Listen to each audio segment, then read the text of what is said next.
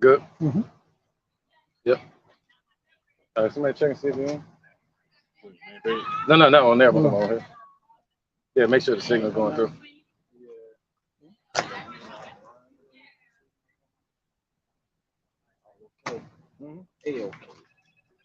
Make sure it's going through all right. There you go. All right, Shalom. We are the Hebrew Israelites, so the Lion's Den. All right, we come out every week to prophesy the downfall of this wicked kingdom called America, also known as Babylon, also known as spiritual Egypt, also known as spiritually Nineveh. All right, but before we do so, we want to give praise to the Most High and His Son, which is the way to the kingdom, man, through Yahweh Shai back to the Father. I say, call, Allah, La, Yahweh, Ba'ashem, Yahweh Shai, Ba'ashem, Ha, Rakah, Kudash, Ma'amah. All right, double honor to the elder apostles of GMS and the elders, and shalom to you, Akim, and Akwatim and children that believe in sincerity and truth around the four corners of the earth. All right, this is gonna be another lesson, and we're gonna move through the spirit. So let's start with I don't know which one I want to start with. Maybe that's Psalms 145. 145. What was it? I think you said 145 and 5. Yeah, it might be. Yep, 145 and 5. Psalms. Yep. This is Psalms chapter 145. Oh, somebody up here real quick in the front. This is the book of Psalms, chapter 145, verse 5. Yep. I will speak of the glorious honor of thy majesty and of thy wondrous works. And men shall speak of the might of the terrible acts, and I will declare thy greatness. That's right, man. Go down to 18. This is the verse 18. The Lord is nigh unto all them that call upon him, to all that call upon him in truth. Right, so the Lord said he's nigh unto you if you calling unto the Lord in truth. All right, so that shows you right there, that scripture right there says a lot, that the Lord is not dealing with vocab alone. The Lord is not dealing with these Christian churches. All right, the Lord is not dealing with IUIC, ISUPK, everybody that's not of that spirit of truth. The Lord is not near them, man. All right, they still got that void between them and the Father. Okay, let's see. Somebody get Nahum chapter 3. Nahum chapter 3. Yeah, don't bring it out yet though. I'm gonna see something real quick. Let's get Bring what? Psalms 12 and 8.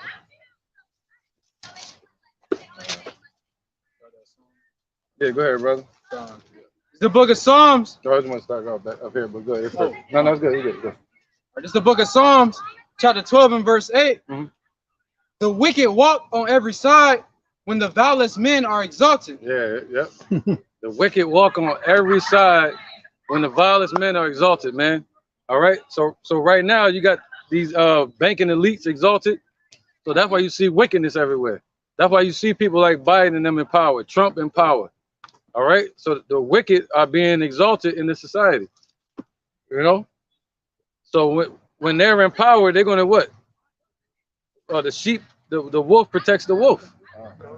You know, they're gonna get more wolves and set up more agents. All right, and what we call and what the world calls the government, when there's really not a government today. There's nothing but a regime of oppressors that's ruling over people. All right, any more on that? That was verse 8. All right, yeah, let's start with we're going to Nahum chapter 3. I'm gonna go there. This is Nahum chapter 3, verse 1. Yeah, let's go there. Woe to the bloody city! It is full of lies and robbery. Right. What's that bloody city? America. All right. So the Lord said, "Woe to the bloody city, man." And the word "woe" means destruction, and that's what the Lord is going to bring to this place. All right. Woe to the bloody city. This place is what? Full of lies, man. All right. And what did the Lord say? He said that go together. He's nigh unto them that call on him in the truth. All right. This place is full of lies. In God we trust. They don't trust in the Lord. One nation under God. When it's nothing but a United States, it's a divided country called a melting pot that's mixed with all kind of beliefs, all kind of idols. All right. Go ahead. Basically a place of death. That's what the Lord called this, the valley of death, man. In Psalms 23, this is the valley of the shadow of death. The prey departeth not. Right, so they never let us out of here. They kept us in slavery. They pushed them lies out there, promoted it in their schools, indoctrinated us as children, tried to keep us deceived, and they didn't want us to be free. That goes into Revelations 11, to where they didn't suffer us to be put in graves, meaning they didn't want us to have rest. They didn't want us to find this rest. They wouldn't even allow us to read. So this place is full of lies, man. What's another lie? New World Order that they're trying to bring. It ain't gonna happen. This utopia they're trying to build. It ain't gonna happen. Go ahead, brother. Arakai. Psalms chapter 5, I'm gonna start at verse 4. Right. It says, "For thou art not a God that have pleasure in wickedness." What's that? Habakkuk? Psalms 5. Oh, good. That sounds just like Habakkuk. It says, "For thou art not a God that have pleasure in wickedness, neither shall evil dwell with thee." Right, man. So the Lord doesn't have pleasure in wickedness. He said what? He's long suffering. All right, he's allowing the wickedness. He's tolerating it. Just so he can be patient. He said the Lord has a long patience waiting on the precious fruits of the earth, man. You know? Just like you make coal, a diamond out of coal. You gotta give it a little pressure. And the Lord is using Esau as the actual flames of us being in this place called adversity, you know, affliction. All right, go ahead. Verse 5, it says, "The foolish shall not stand in thy sight. Thou hatest all works of iniquity."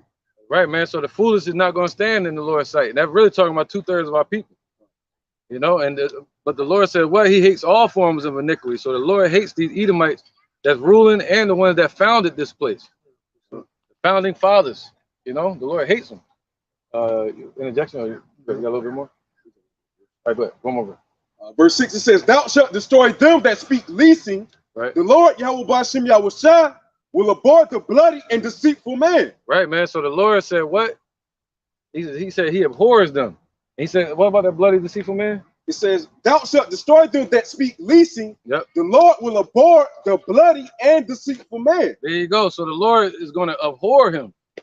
See, the focus ain't the land. He don't care about the place, except for the idols that were built here. You know, but the Lord is angry with the people. These damn devils, deceivers, diablos. You know, the creator of the lies. To keep our people in a mental prison now. That's what they want to do. Didn't let our people free. When they screaming for freedom, it still won't give it to them. All right. So that's how the Lord looks at this place, man. He calls it spiritually Babylon, confusion, spiritually Egypt, the place of our what you would call bondage in a sense, or encirclement, putting us in the ghetto. You know, ghetto means to put somebody in an area of concentration. That's what Egypt means. And it's also called Nineveh. I'm gonna see if somebody gets the lexicon on Nineveh, the definition. I mean, Babak Shah. Go ahead, brother. This is Job, chapter 30. I think it means no, that's Zebulon. Go ahead, bro. This is Job, chapter 30, verse 8. "They are children of fools, yea, children of base men. They are viler than the earth." There you go. They're viler than the earth, man. These devils, man. They viler than beasts. That's what he's saying right there. So the Lord ain't mad at the earth. He mad at them. He said, what? They're viler than the earth. They're viler than any nation on this earth. They're viler than any beast or insect or slug you could think of, a snake or a pig. Go ahead. It says, "And now I am their song, yea, I am their byword." Right. So, yep, we became their song. Okay, their byword. What do they call you? The black community. You know. All right. They what do they call them? Negro spirituals. Yeah. They play that everywhere. It says, "They abhor me, they flee far from me, and spare not to spit in my face." There you go, man. All right, so they flee far from us, you know, and they spare not to spit in our face. What's that? The dogs walking by licking the wounds. That's Esau, the dogs. That's all they really are, dogs. You know, but they walk by and spit in our face. How do they do that? By telling you that the Lord is a so-called Edomite. They spit in your face by telling you you're black or you're African. They spit in your face by giving you PPP loans and then coming back to trap you later. They spit in your face by telling you they're going to give you 40 acres and a mule, and they never give it to you. All right? You look at the wicked of our people, man. They know what we over here doing. They were quiet all day. Now that we're teaching, they try to be louder than us. Go ahead, Doc. This this Psalms 10 and 4. No. Salaki and 3. For the wicked boast of his heart's desire. Right, so they boasting of their new world order. They're boasting of this utopia that they want to build. You know, you can't even talk about these damn devils. You know what I'm talking about? Mixing the machine with the body, turning the body to the internet of things, man. The way they can read you, you know, that's it. Go ahead, brother. And blesseth the covetousness whom the Lord abhorred.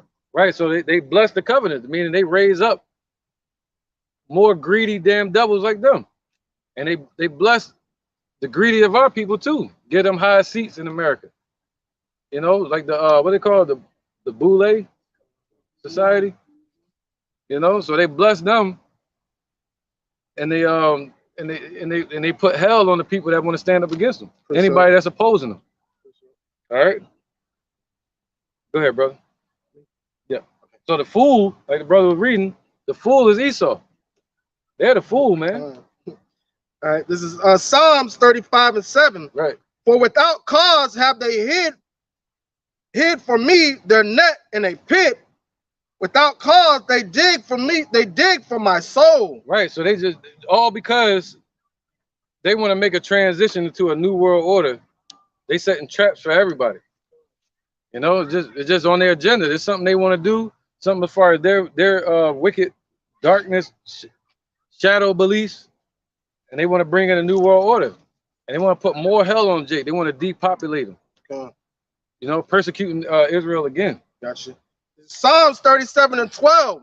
The wicked plotteth against the just and gnasheth upon him with his teeth. The Lord shall laugh at him, for he seeth that his days are coming. The wicked have drawn out the slaughter. Yeah, they see it. They see it, man. They see their days coming. You know, that's why they're moving quick. They're coming down with great wrath. Go ahead, brother. The verse 14. The wicked have drawn out the sword and have bent their bow to cast down the poor and needy and to slay such as be upright in conversation. There you go, man. So that's twofold, man. That's them starting their new world religion and their new world military and bringing about these wars, man. All right, they got all the missiles set up around the world, hoping to depopulate when Esau really want to kill Jacob. They want to try to get their blessing back so they can call themselves the powers. And turn everybody else into robots. Zombies and shit. Verse 15. Their sword shall enter into their own heart. There you go, man. So they swore, that's twofold. You know, what they've been trying to destroy Israel with, the Lord gonna use it to destroy them. See that? Especially the missiles. Their sword shall enter into their own heart, and their bows shall be broken. That's right, man. So their bows shall be broken, man. That basically goes into the power of Esau. Esau's power is going to be broken. Their power structure, especially America. All right. So their power structure is going to be broken, and everything they've been trying to do against Israel is going to be stopped. What that? The Lord said, "No weapon formed against these shall prosper." All right. So all their weapons going to hit everywhere in the world, but when they try to fuck with us, or the children, the hopeful elect, that's when the Lord going to put a stop to it. He's going to lift up a standard. All right, and no weapon formed, they're gonna put it together against thee. They're gonna come against you, but it's not gonna prosper. And and within that, we have to make sure we don't have the spirit of fear. You know, because that's what they want. They want you to fear. The Lord said He didn't give us that spirit. All right, He gave us the spirit of wisdom and knowledge and understanding. Go ahead, sound mind. And a sound mind. This is the book of Psalms, chapter 83, verse 3. They have taken crafty counsel against thy people. Right. The word crafty means skillful. So they're skilled in this, man. The Lord said, what? Thou art wiser than Daniel. They set up their banking systems that you can't even understand it. And it's going to get worse. So bad that the banks can't understand it. And what they're going to be forced to do from that point, once it's out of their hands, they're going to have to trust AI.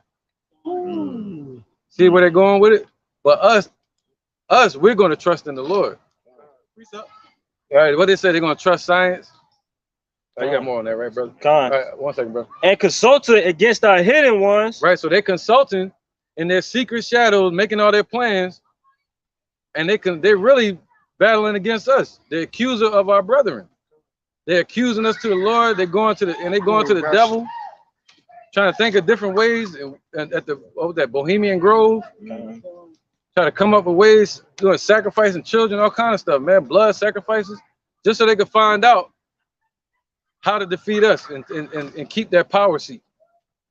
All right, go ahead. That's why the Lord said we wrestle not against flesh and blood, but spiritual wickedness in high places. All right, go ahead, brother. Verse 4, they have said, come and let us cut them off from being a nation, that the name of Israel may be no more in remembrance. Right, so that's what they want. They don't want our name being no more remembrance. You can't go in these schools and find us. What they tell you at the schools, you're African. What they tell you on the streets, you black. You know, but the Lord said, what? We Israelites. And they ain't want our name. They don't want our name being spoken, especially ever since the Roman Empire, 65 BC with Pompey. When they came up against us and sacked Jerusalem and set a black pig up and desecrated the temple. They never wanted us to have a king ever since the Hasmonean dynasty. You know, you say you a king, like Nipsey and Tupac and them, off with your head. Anybody that's call themselves a king or a leader that's going to free their people, off with their head. See that? All right, so Yahweh is our king. He in the spirit realm. They can't touch him. Look at that. And nobody know who the hell King David is. We believe it's King Mashai. And if so, he's in the spirit realm. So they can't touch our king. They're like hammer time. Can't touch it. I think I'm a one have one real quick. Introduction though, but he was holding for a while. All right, this Habakkuk chapter 2, verse 8. Yep. It says, because thou hast spoiled many nations, all the remnant of the people shall spoil thee. Right, where was that? Habakkuk chapter 2, verse 8. Go ahead. Yeah, we can go into that. That's right. It says, because thou hast spoiled many nations, all the remnant of the people shall spoil thee. Right, that's really talking about America. All right. America was used by Esau, which is talking about them. And you know, and at the end of the day, they spoiled the whole world. Well, Israel, all the nations of Israel are going to spoil them. But really, what that's talking about right there is America. Okay, Babylon. These elites, they used America. What do you say? The hammer of the earth. They used America to spoil and rob all these nations, man. To plunder. That's what it means to spoil. They plundered all these nations with the dollar, with the demonocracy, with the Arab Spring in 2011, when they sent America's armies over there to after what? Chasing ghosts, chasing Bin Laden, chasing, you know, going over there to Libya, killing Gaddafi. See that? The Lord said He's going to send afar off the Northern Army, and they enlarge their desires as hell, and they neither keep at home. They're everybody's business. That's why they had something called deoccupy the Middle East. They wanted America to get out of there. All right, that was it. It says because of men's blood and for the violence of the land. Right, because of men's blood, man. Our power is a righteous power, man. The only power. And He said, what? Because they shed our blood, the Lord didn't forget that. See, they say, what? Where is He? You know, they don't believe He exists. And if they do believe He exists, they disrespect Him. You know, they try to do the exact opposite, man. Whatever they building, whatever utopia they talking about building is not going to be what these people think. They think they're going to have some type of freedom in this new utopia. Yeah, you'll be happy. You'll have nothing, but you'll be happy. That's the words of Klaus Schwab. Letting AI work everything and control everything. But in that society, they're going to have to worship and submit to the spiritual demon Satan. All right? Walking around soulless, man, zombies. No children. Your children won't be yours. They'll do whatever they want with them. Body parts won't be yours. Your thoughts won't be yours. They'll control that. That's what the Lord is saving us from, man.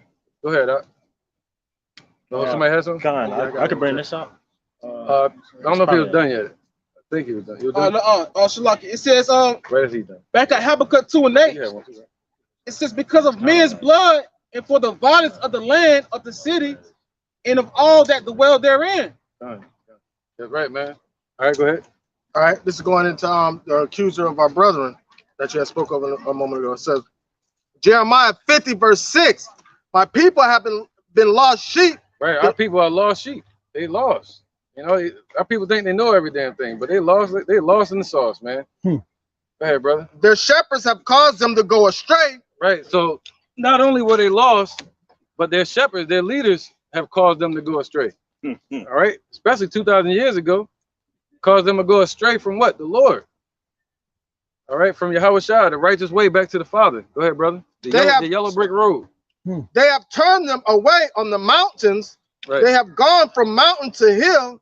They have forgotten their resting place. Right, so they've gone from mountain to hill, meaning government to government, amongst all these nations, and we got diluted as a nation, man. The Lord promised us that in Daniel chapter 9, he was going to wipe us off the earth as a nation. And then he was going to bring us back. You see that? From the dead. Resurrect us as a nation.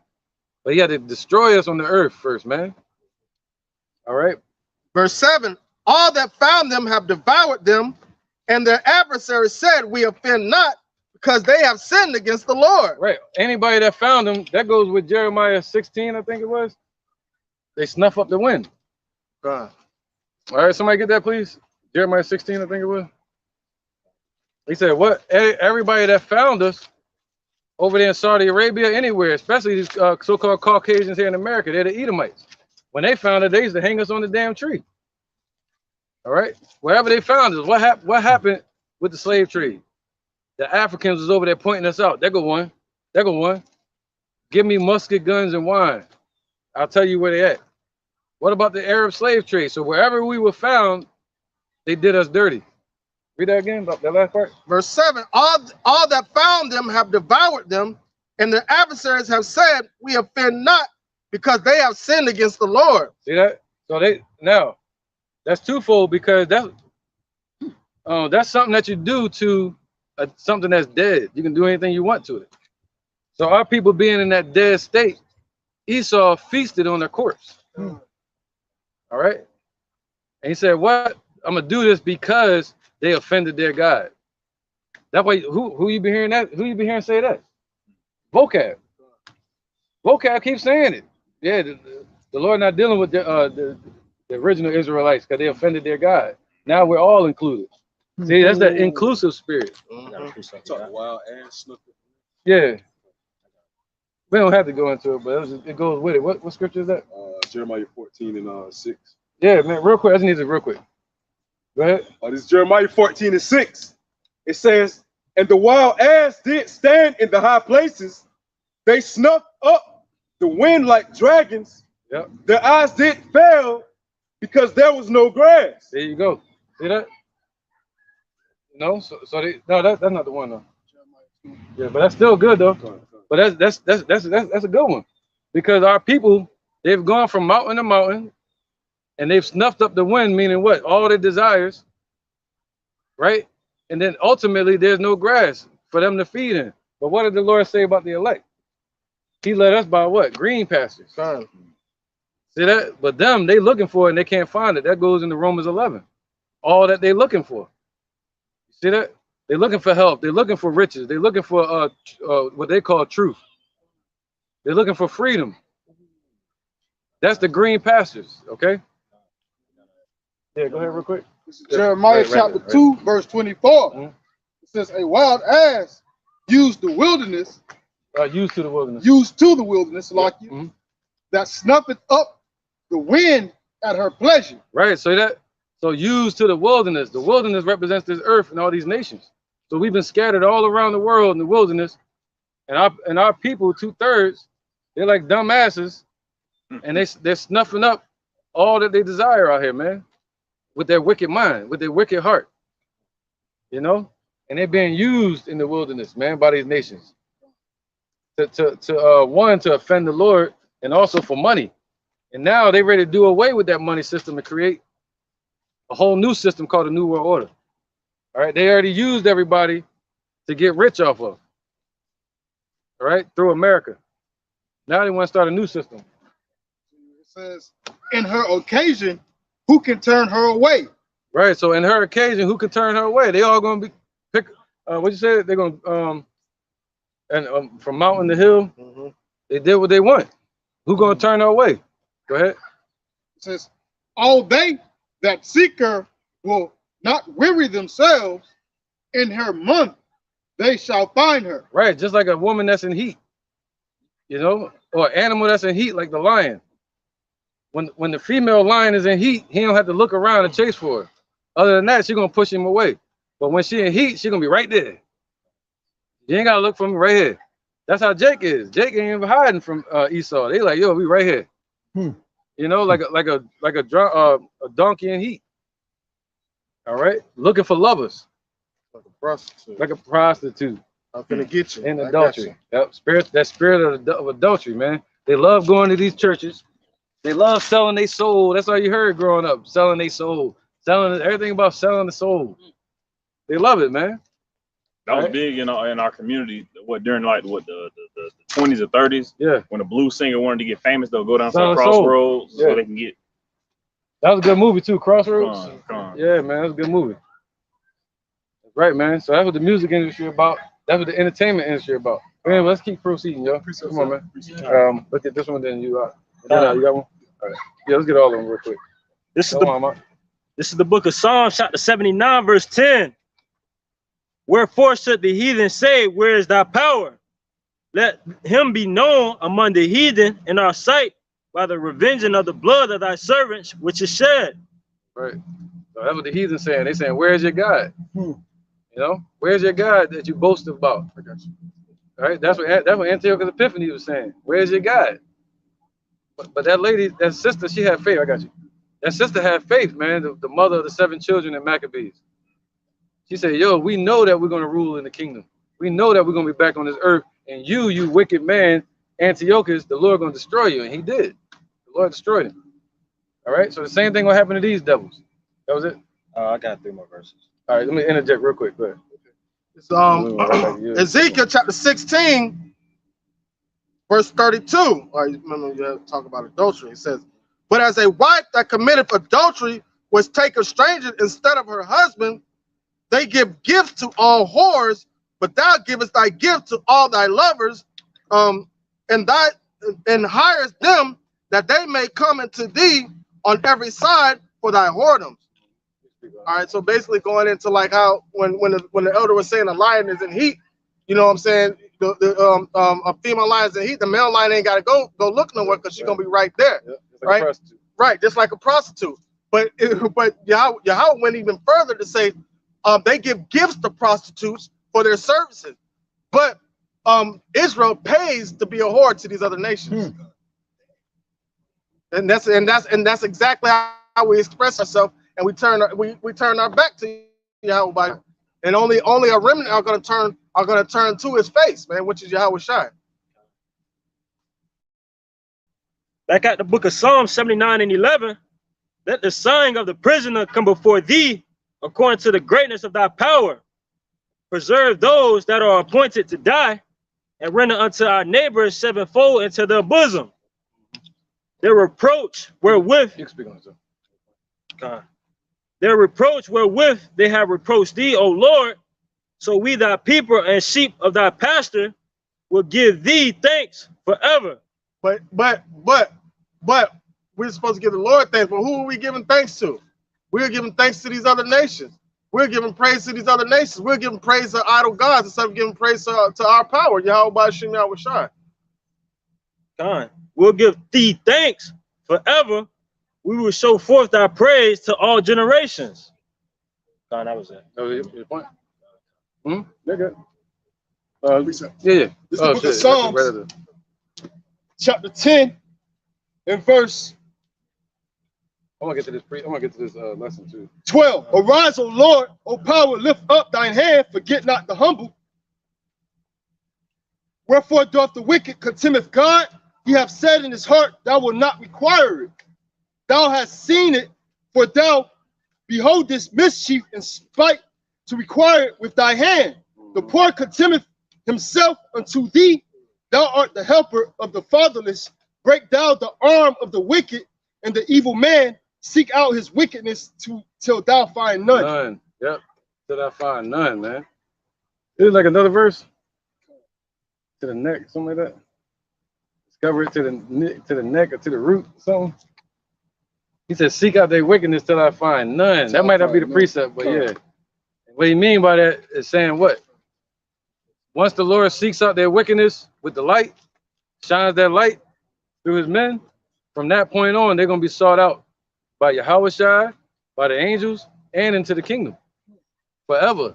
All the way until they destroy it off the earth. The Lord going to start seeking out for them, man. Finding them where they at, hiding in their bunkers. See that? Seek out wickedness. The wickedness within our people, 2/3. The Lord going to destroy them. All right? This is 2 Thessalonians chapter 2 and verse 7. For the mystery of iniquity doeth already work. Only he who now will let until he be taken out of the way. Then shall that wicked man be revealed, whom the Lord shall consume with the spirit of his mouth, and shall destroy with the brightness of his coming. Right. So, you know, Esau don't believe we got a spirit. So the Lord going to destroy him with just that, the spirit. All right, with the spirit of his mouth. So they're being destroyed with this first, man. All right. And the Lord going to back up everything that we say. He's going to destroy him with the brightness of his coming. What's that? His glory. You know? Because he's going to what? Put up his brightness represents his righteousness too. That righteousness is going to put out, the light is going to put out darkness. All right. Well, I'm going to get to this real quick, y'all. Nahum again, please. Nahum chapter 3. I'm going to start back at verse 1. Woe to the bloody city. It is full of lies and robbery. Yep. The prey departeth not. Right. So we still here in slavery. You know, still here being the prey, and 2/3 are still dead and being feasted on by these bottom feeders called Edomites. Buzzards. Yeah, buzzards, man. Fowls of the air. That's the scriptures call them. Go ahead. The noise of a whip and the noise of the rattling of the wheels and of the prancing horses and of the jumping chariot. Right. What's that? That's basically talking about an economy. That's a full business. And the Lord said we were brought into what? What is that at? Land of traffic? Ezekiel 27, I think. I got an indigestion. Yeah, go ahead. All right, this is the book of Baruch, chapter 3, verse 8. Behold, we are yet this day in our captivity, where thou hast scattered us for a reproach and a curse, and to be subject to payments, according to all the iniquities of our fathers, which departed from the Lord, our power, Yahweh Ba'ashem Yahushai. Right, so that goes beyond slavery. You know, that goes beyond slavery. They say we are yet this day still in captivity. And being captive in what? We ain't getting the whips to our back anymore. You know, we're not getting hung on trees in some places. You know, we're still not working the fields in some places. They still got slavery down here. All right. But he said what? Oh, he said what? We are subject to payments. What's that? Taxes, man. That's a democracy. Taxes is when they get the whole community take care of each other instead of the government taking care of you. Hey, you pay taxes and this person pay taxes, then you're basically paying for their hospital bill in the future. You know, or a visit to the dentist or anything. Or for them to make their house. It's the taxes, the money circulates. That's called the economy. All right. So they said, what? We are yet this day in our captivity and made subject to payments, being put under these damn devils. All right. He said he saw slaves sit upon horses and princes walk in low place. You know, subject to payments, man. What's that? Your taxes, Social Security number, birth certificate. Right, their whole money system, man, chasing the dollar, the rat race. That's the trap, man. You know, all right. Go ahead. Naomi? Yeah. All right, go ahead, brother. This is Ezekiel chapter 17, verse 4. He cropped off the top of his young twigs. Right, so he cropped off, just like Babylon did to us. Esau took our princes into captivity too. Even King David was over here in slavery. All right. Go ahead. So he cropped off the top of our young twigs. That really goes into people like Daniel and them. Daniel going in Ezekiel, going into Babylon. All right, go ahead.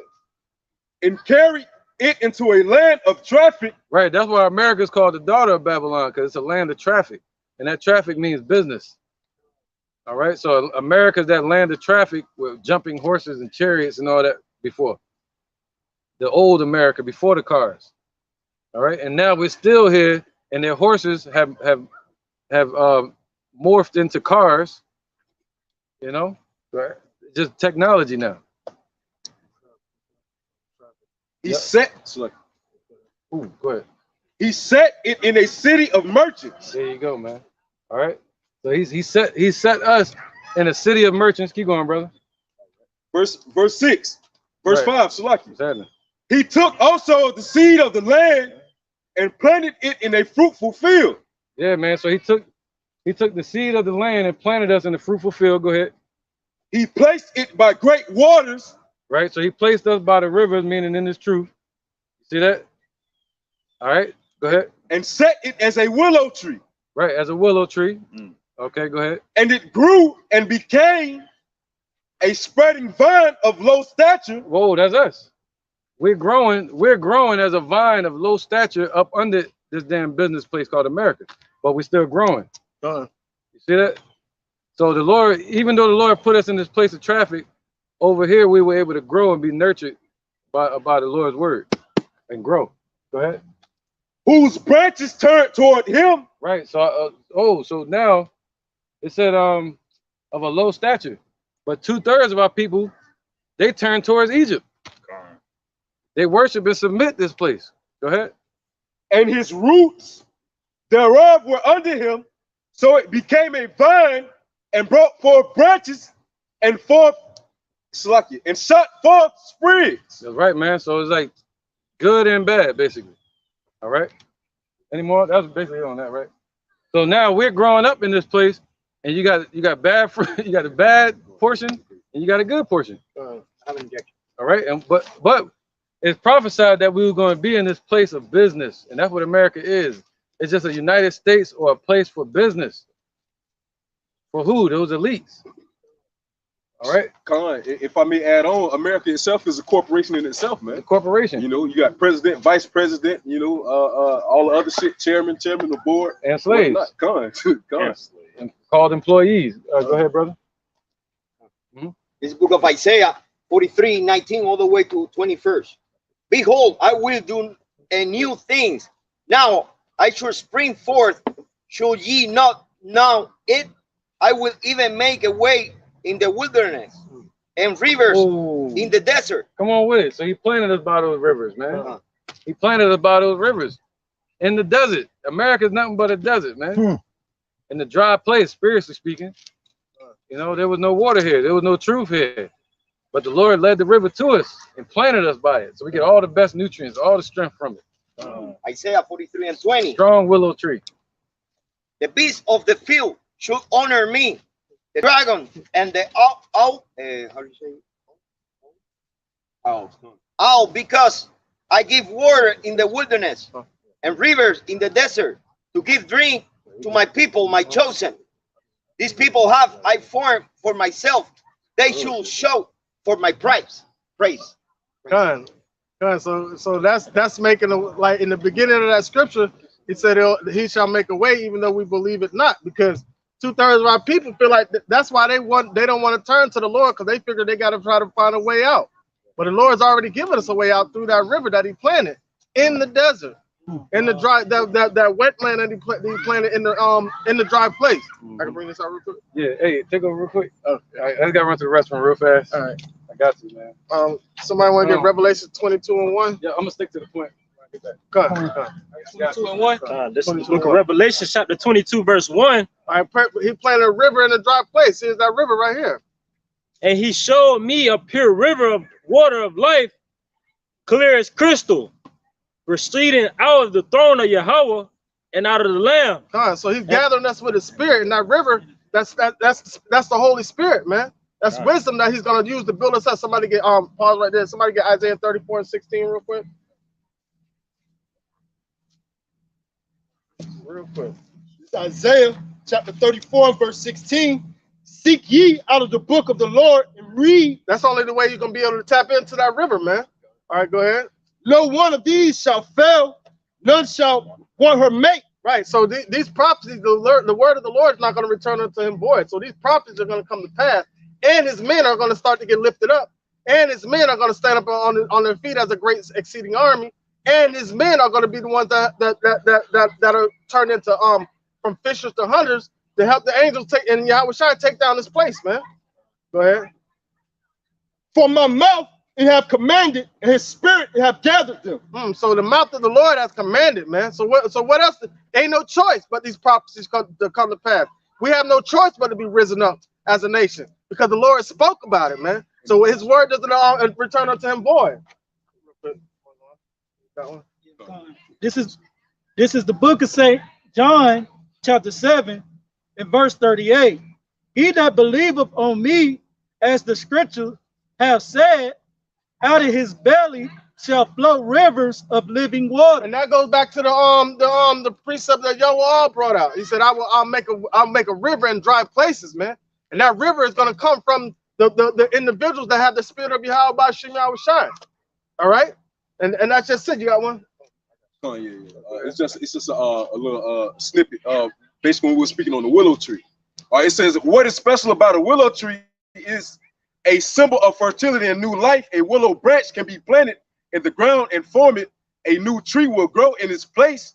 Its ability to grow and survive and powerfully symbolic and show how we can thrive even in challenging conditions. You said so a branch can be planted in the ground and grow a new tree? Go on. All right, somebody get Isaiah 11 and 10 real quick, because that branch that is talking about being planted is Yahushua, man. That's the spirit of the Lord being planted in his elect. Come on, it say he can thrive in challenging conditions, man. Also, Esau made the whole world a wilderness, all right. You know, in the times that we're in now, all right. Hey, Esau coming down with great wrath shit. Hey, we're going to be able to thrive through those times, man. And wilderness in the scriptures means desert. It doesn't mean like a forest full of trees. A wilderness means desert. All right, so now having one tree standing tall in the desert, right? That's by that river. We're gonna go back into the river real quick. But that branch that's being planted in the willow tree, somebody get Isaiah 11 and 10. The book of Isaiah, chapter 11 and verse 10.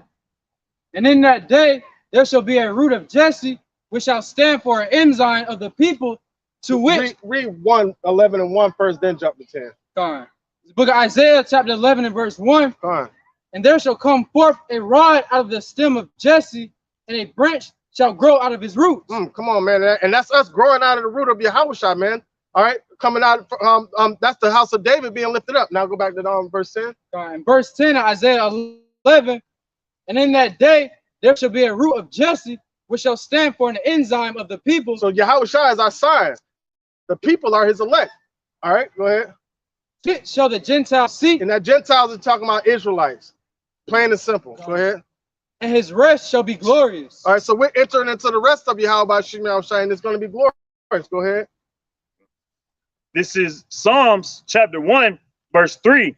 And he shall be like a tree planted by the rivers of water that bringeth forth his fruit in his season. And that's real quick. Hold that thought right there. Go back to Revelation 22 and 1. This is the book of Revelations 22, verse 1. And bring forth the fruit in its due season, man. Being planted by that river of flowing water that's coming straight out of the throne of Yahweh and unto the Lamb. Go ahead. And he showed me a pure river of water of life, clear as crystal, proceeding out of the throne of Yahweh and of the Lamb. Who's also that branch. Keep going. In the midst of the street of it. The Lamb being the branch of Yahweh. Go ahead. And of either side of the river was there the tree of life. The tree of life, man. That's a tree planted by the rivers of living water. That rivers of living water is the word of Yahweh by Shem Yahushua. And Yahushua is a living word. Go ahead. Which bear 12 manner of fruit. That's the 12 tribes of Israel, man. That are being risen up as a nation. That's being a tree that's growing in adverse times, in a adverse setting, right? In a desert, where in a dry land, and we're the only ones that have water. Lord willing, I'm part of that number. Go ahead. And yielded her fruit every month. And the leaves of the tree were for the healing of the nations. So every month in due season, going back to what you just read, read it again. And he shall be like a tree, Psalms 1 and 3. And he shall be like a tree planted by the rivers of water that bringeth forth his fruit in his season. His leaf also shall not wither, and whatsoever he doeth shall prosper. Man, because he said, I shall work a thing, and even though you believe it not, he's going to plant a river in a dry land. And that river is the word of Yahweh Shemel Shai, and this dry land is America, man. And this is where the root of all the salvation is going to, majority of salvation is going to come from. You got one? Go ahead. All right, this is the book of Jeremiah, chapter 17, and I'm going to start at verse 7.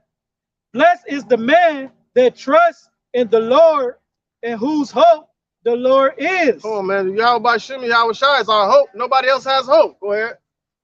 For he shall be as a tree planted by the waters, and that spreadeth out her roots by the river. Well, come on, man. And everybody knows the trees that are planted by the river, those roots are the strongest trees on the earth.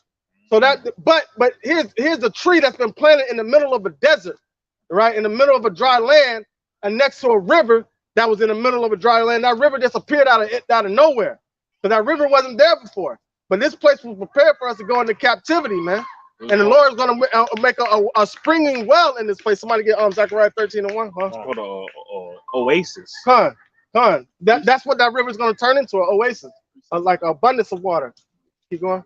And shall not see when heat cometh, but her leaves shall be green, and shall not be careful in the year of drought, neither shall cease from yielding fruit. We're not going to cease from yielding fruit. We're not going to start working because of a drought. Nah, it ain't gonna be no drought with this river, man. It ain't gonna be like the Hoover Dam shit. All right, ain't no drying up for this river, man. All right, that's a pure river of Yahweh Shemel Shai. Somebody got that? Zechariah 13:1. 13:1. Yeah. Zechariah 13:1. But we had to be cleansed first and get John chapter 15 verse 1 all the way through. It says, in that day there shall be a fountain open to the house of David. All right, that fountain is what we need is for cleansing, man. All right, to the house of David, man. That's the elect. Go ahead. It says, into the inhabitants of Jerusalem. All right, who are the inhabitants of Jerusalem, man? You got to be a citizen first to be an inhabitant of Jerusalem.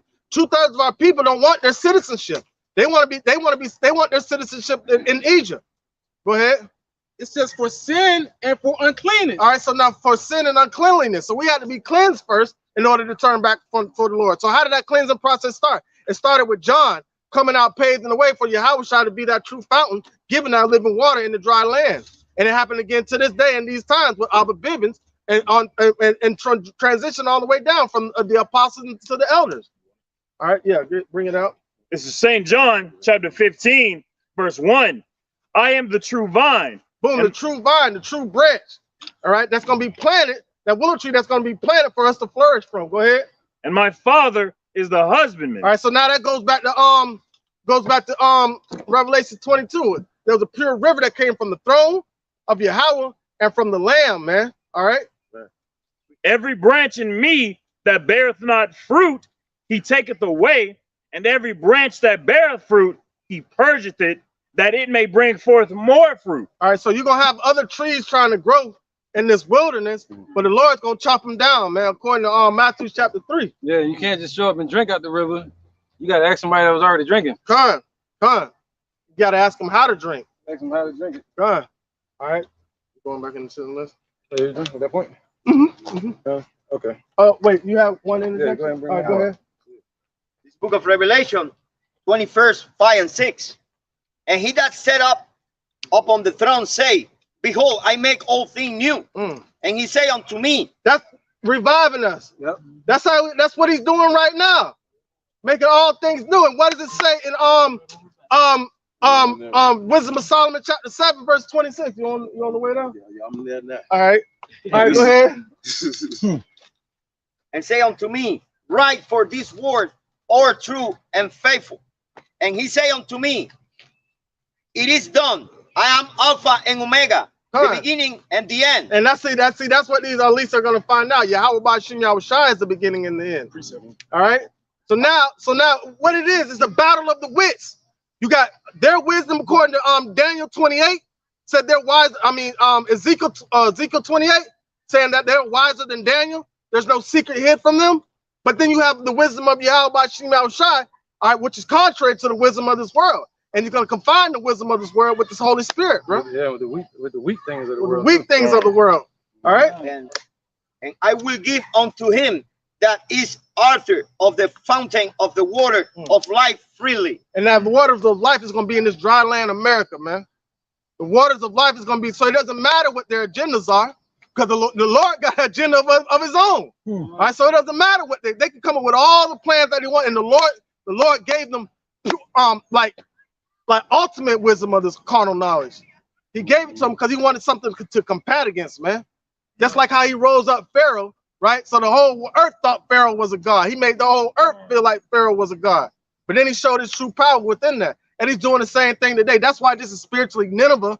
This is spiritually Egypt. This is spiritually Sodom and Gomorrah, man. All right. So the Lord is going up against all the wickedness from the beginning all the way till now. He's going up against all that, standing tall like David against the giant. Go ahead. Yeah. This Romans, We're about to get back to the point. this Romans chapter 8 and verse 29. For whom he did foreknow, he did also predestinate to be conformed to the image of his son. All right. So now he did predestine. Like, what is it? It's in the book of Isaiah. It says, be an example of to the stone that you are hewn after, meaning carved, shaped into. We're being shaped into your, like being carved like Yahweh Shai, man. That he might be the firstborn amongst many brethren. God. Moreover, who he did predestinate, them he also called, and whom he called, he also justified, and whom he justified, them he also glorified. So what is the point of us being called out, or us being the church, right? If the Lord is not going to justify his calling out for us, all right? If he's not going to glorify his calling out for us, it wouldn't be no point. But what the point is, it's a gift to his son, and we just get to be partakers in it. All right, so the Lord made us a promise, and he put a stamp on it, and he said, call me into the remembrance of the promise that I made to thee. All right, so that's why we call out to the Lord. That's why we pray to the Lord to deliver us from this hellhole. But in the midst of our deliverance, we want to have that Nat Glover spirit, but not in a carnal perspective. We want to do that spiritually. We want to rise Israel up spiritually. We want Israel to be in the know of what they need to know. We want Israel to have that understanding, man. Be enlightened. Go ahead. Nat Turner, yeah, same thing. You know what I'm talking about. You know what I'm talking about. You got it. Verse 31. What shall we say then to these things? If God be for us, who could be against us? So it don't matter what agenda that they come up with. Agenda 99, Addendum 56, it doesn't matter. Order 66. Order 79, all that stuff. It doesn't matter. The Lord, who could be against us if the Lord is for us? So we want them, hey, pile on your ideas, man. You need us to help you out? You know? Just like how who was it Elijah that had when he had the altar, and he told him, burn y'all altar, go ahead, do everything you can to bring y'all power to the earth, and I'll do the same. I'll wait. He said, oh, maybe your God had something that they had to do. He'll be here. He's just tearing a little bit, but he's coming. Maybe he's asleep, taking a nap. Yeah, he's taking a nap. Maybe using the bathroom. Also, if I may add on to Yahweh Shai himself, when the soldiers came to him, man. Hey, shit, if it wasn't for my father, you wouldn't even be here. So therefore, whatever the hell y'all got planned, hey, shit, it's already in the power of the Lord. Yahweh Basham Yahweh Shai, man. So therefore, hey, shit, he feel that I can take everything on my plate. So y'all here for a goddamn reason, man. So hey, you're not gonna give us nothing that we're not prepared for. For real, the Lord was like, can you hurry up and take me to jail so these prophecies can come to pass? Right, like the 300. Come on. Yep. Fight in the shade. We're gonna fight in the shade, man, in a dark, weary land. The Lord is hiding his precious jewels in the midst of danger, man. And that's a beautiful thing. Those are the blessed ones, according to 2nd Ezra chapter 13. Those are the ones that are most blessed, the ones that are in the heat of the danger, because that's when the Lord's going to show his most power. Let's get Habakkuk. This is the book of Habakkuk, chapter 2, verse 9.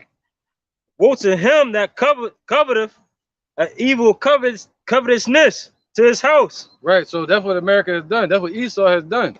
They have coveted an evil covetousness to their house, man. A bad thing, you know, plotting against the children of Israel. All right, all this idolatry that they do in this place and bloodshed. So they've coveted an evil covetousness to their house, so that they may be safe from any evil, from being destroyed, from being poor. All right. So to keep themselves from being in poverty, going back to Edom, to keep themselves from being in poverty, they coveted the evil covetousness to their house, took us in slavery. All right, go ahead. That he may set his nest on high, that he may be delivered from the power of evil. Right, so there you go. See that? So they want to set their nest on high so that they may be delivered from any damn bad thing, man. They don't want to go through no hell. But the Lord said they're going to go through hell, man. God. All right, they're going to go through hell in our kingdom, Oh, that's in Yahushua's kingdom. 1 second. all right. This is Isaiah. Oh, Slacky, go ahead. All right, this is Proverbs chapter 16. No, Proverbs chapter 17 and verse 13. Whosoever, Shalaki, whoso reward of evil for good, evil shall not depart from his house. There you go. See that? So that's what they've done to the children of Israel. They rewarded nothing but evil to us, and we've done nothing to them. God. All right, our people are marching, singing "We Shall Overcome." No justice, no peace. You know what I mean? They took the Martin Luther King route instead of Malcolm X. You know what I'm saying? But he said what? Because they've done that, evil shall never depart. Meaning the Lord got a target on this place. All right, go ahead, brother. This Isaiah 47 and 6. I was wroth with my people. I have polluted mine inheritance and given them into thine hand. Right. Thou didst show them no mercy. Upon the ancient hast thou verily heavily laid the yoke, and thou saidst, I shall be a lady forever. Right. So that thou didst not lay these things to thy heart, neither didst remember the latter end of it. There you go, man. And the ancient of our people represents our forefathers that were in slavery, man. You know, our great-great-grandparents that were in slavery, man. They laid a heavy yoke upon them. That was that first yoke. That same yoke is being placed on us now through the financial system. All right, and through their indoctrination at these schools. You see that? So they laid a heavy yoke, and they said, what? America want to sit as a queen forever. God. But look at Rome. You know, look at Egypt. God. Look at Nineveh. That's what we're talking about right now. God. All right, when was the fall of Nineveh? 612 BC? God. All right, the Lord propped Nineveh up, brought Nineveh up when you were still dealing with the Canaanite nations. You know? God. You still had who was that? The Egyptians. Yeah, the Egyptians ruled. All right, but the Lord raised up the Assyrians. They copied right off the Egyptians, stole all the temples and stuff, and they had the same God, same idols. So they just kind of tweaked it a little bit.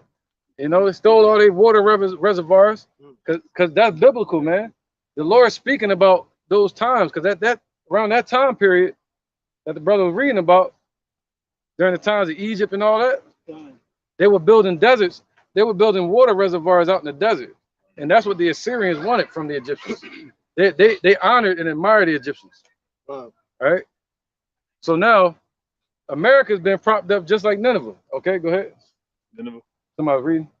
Oh, you were done with that, right? I was done with that. Oh yeah, kind of. So yeah, in the same way, you know, so they laid a heavy yoke on our the foreparents, which were enslaved in slavery, and we still under that damn yoke. And that's spoken of in Deuteronomy, how he put a yoke upon our neck until he destroyed thee. Until we destroy it completely. All right, according to the Father's will. God. They created a new form of slavery, and it was once said the best slave is the one that thinks he's free. There you go. Yep.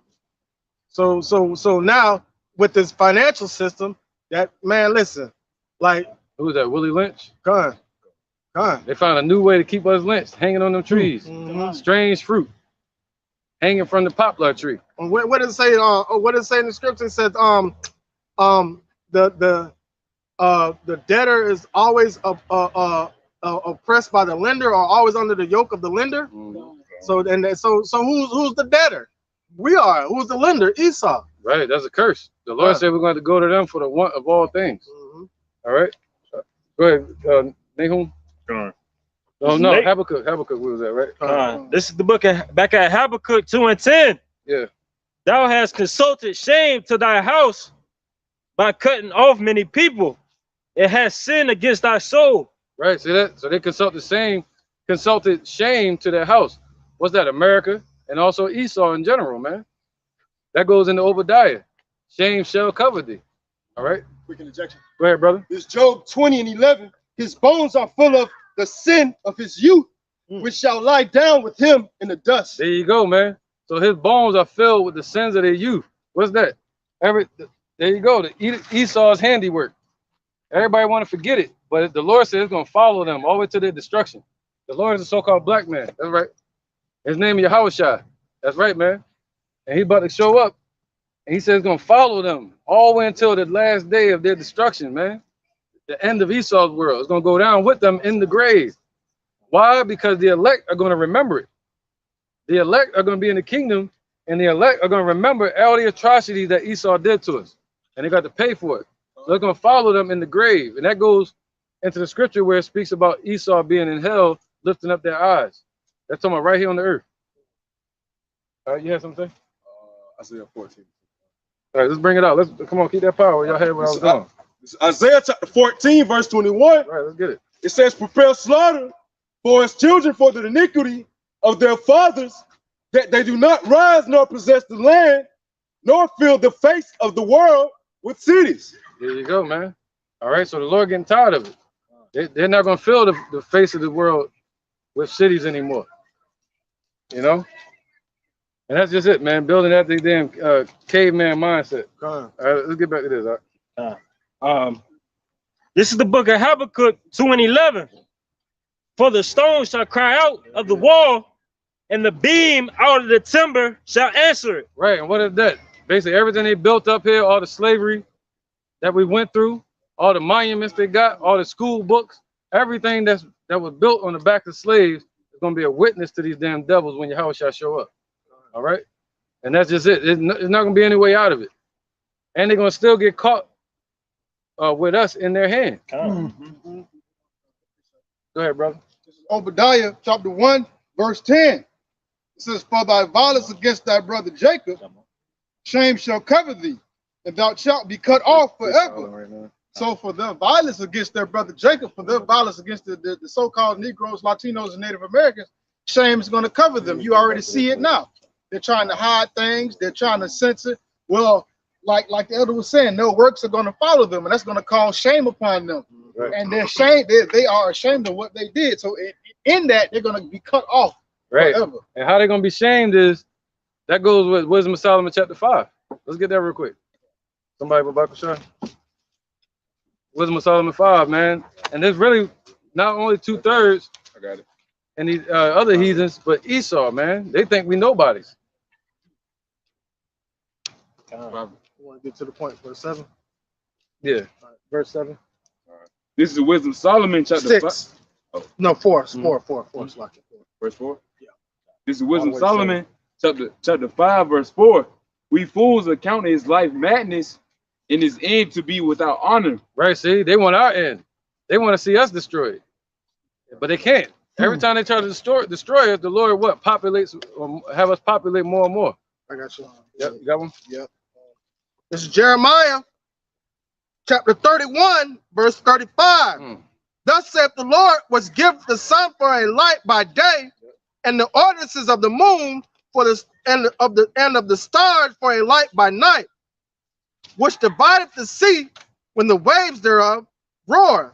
The Lord of hosts, Yahweh Shai is his name.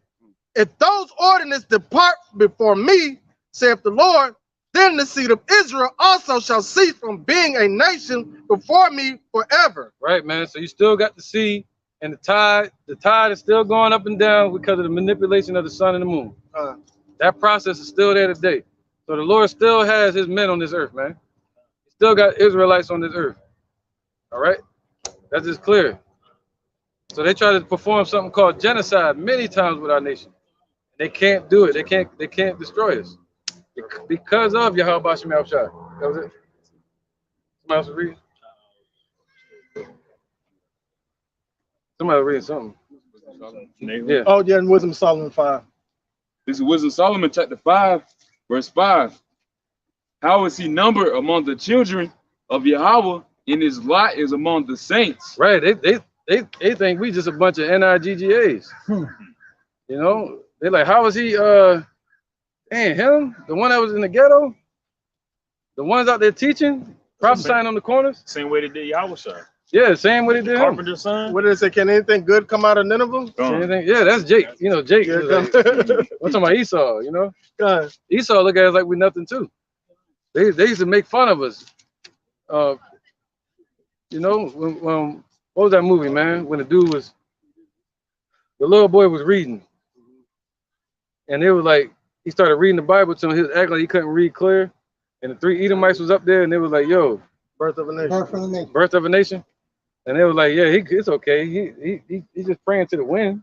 Yeah, you don't know what he's reading. They don't know what he's reading. See that? They don't take us serious. But they don't know that's our power against Esau. All right. No, that's it on that. Wait, what? One more. Verse 6 of chapter 5 of Wisdom of Solomon. Therefore have we erred from the way of the truth, and the light of righteousness have not shined unto us. Right. Not only 2/3 of our people, but also Esau. They think they got the light.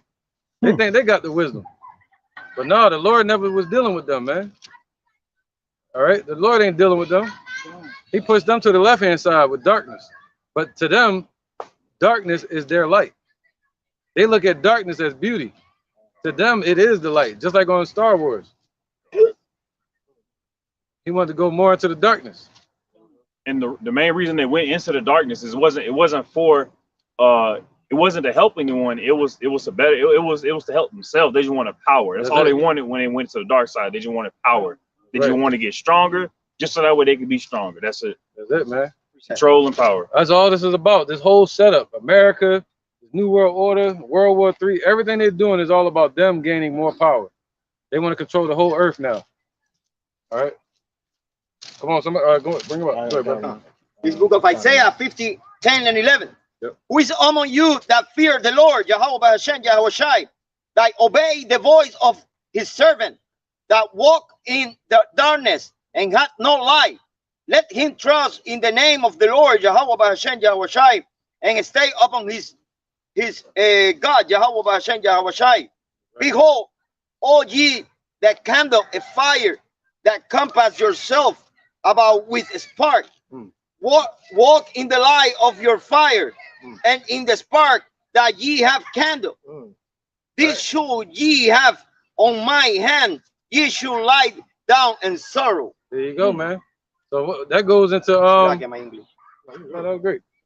All right, so that goes into what? The light that they have is darkness, man. And the light that we have is the true fire that keeps you warm and comforted, and you can cleanse with it. All right? But the light that they have is nothing but darkness, man. That was a perfect, beautiful precept. Yeah, man. Go ahead, brother.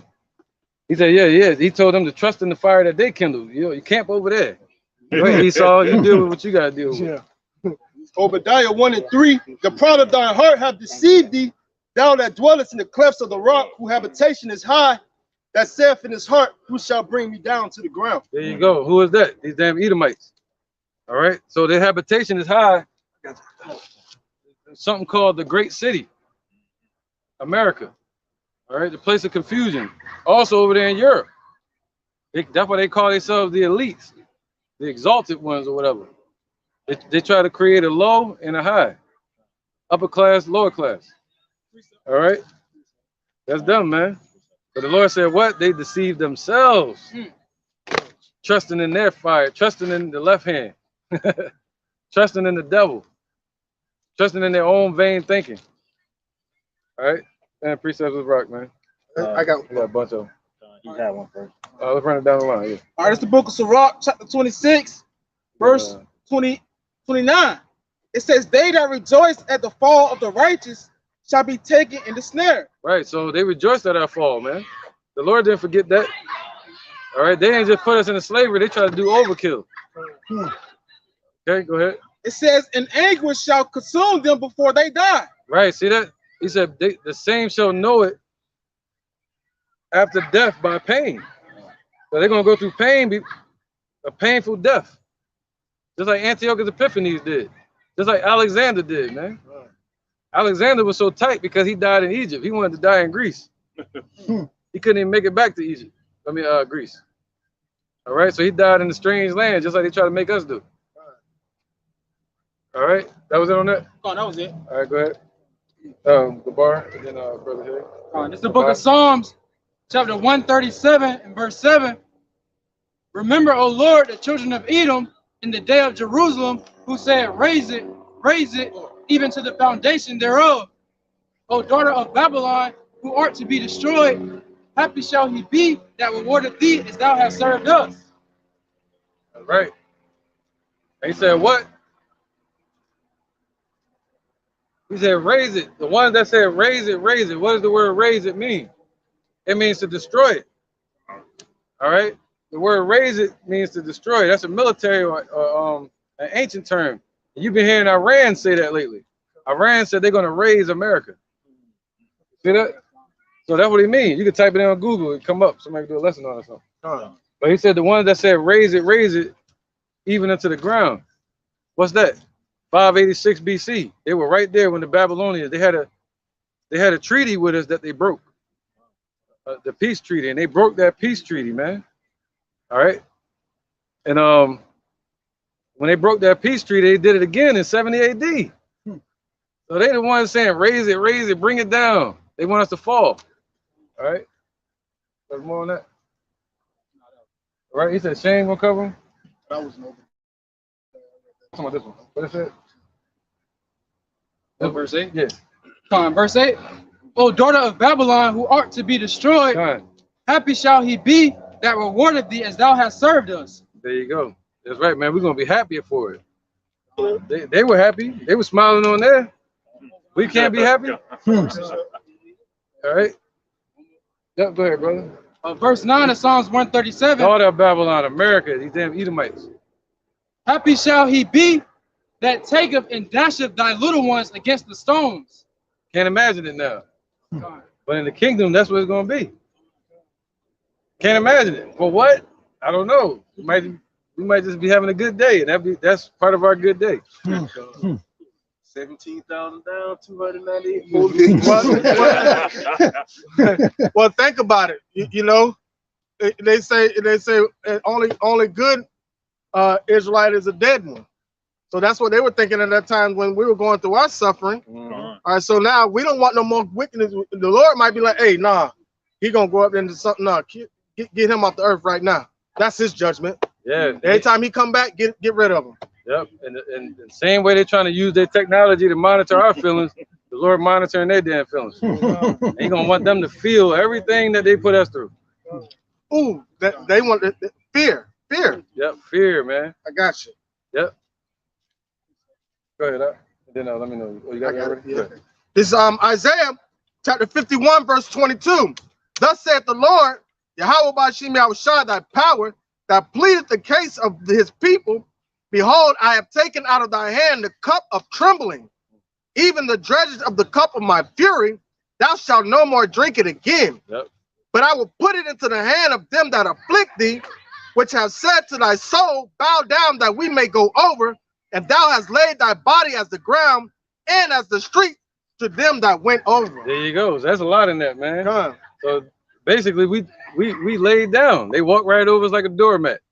All right, and that goes into what? I missed the point. It was a point I missed. Want to go? Yeah, it's a lot. Yeah, we got to stop at these precepts. All right, This Isaiah 51 and 22. Thus saith the Lord Yahweh by Shai, thy power, that pleadeth the cause of his people. Behold, I have taken out of thy hand the cup of trembling. There you go. The cup of trembling, man. He said what? We were going to be in the land in a situation where we were going to be groping in the dark. All right. Right, man. You know? He said in the day we're going to wish it was nighttime. And in the nighttime, we're going to wish that it was daytime. You know? Running around the whole damn earth, running from these damn devils.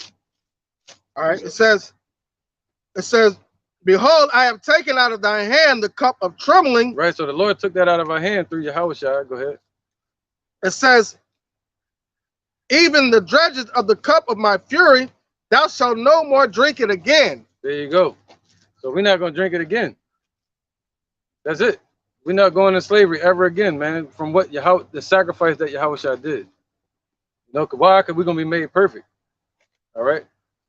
Yeah, you know, so the Lord said He's gonna put it into their hands.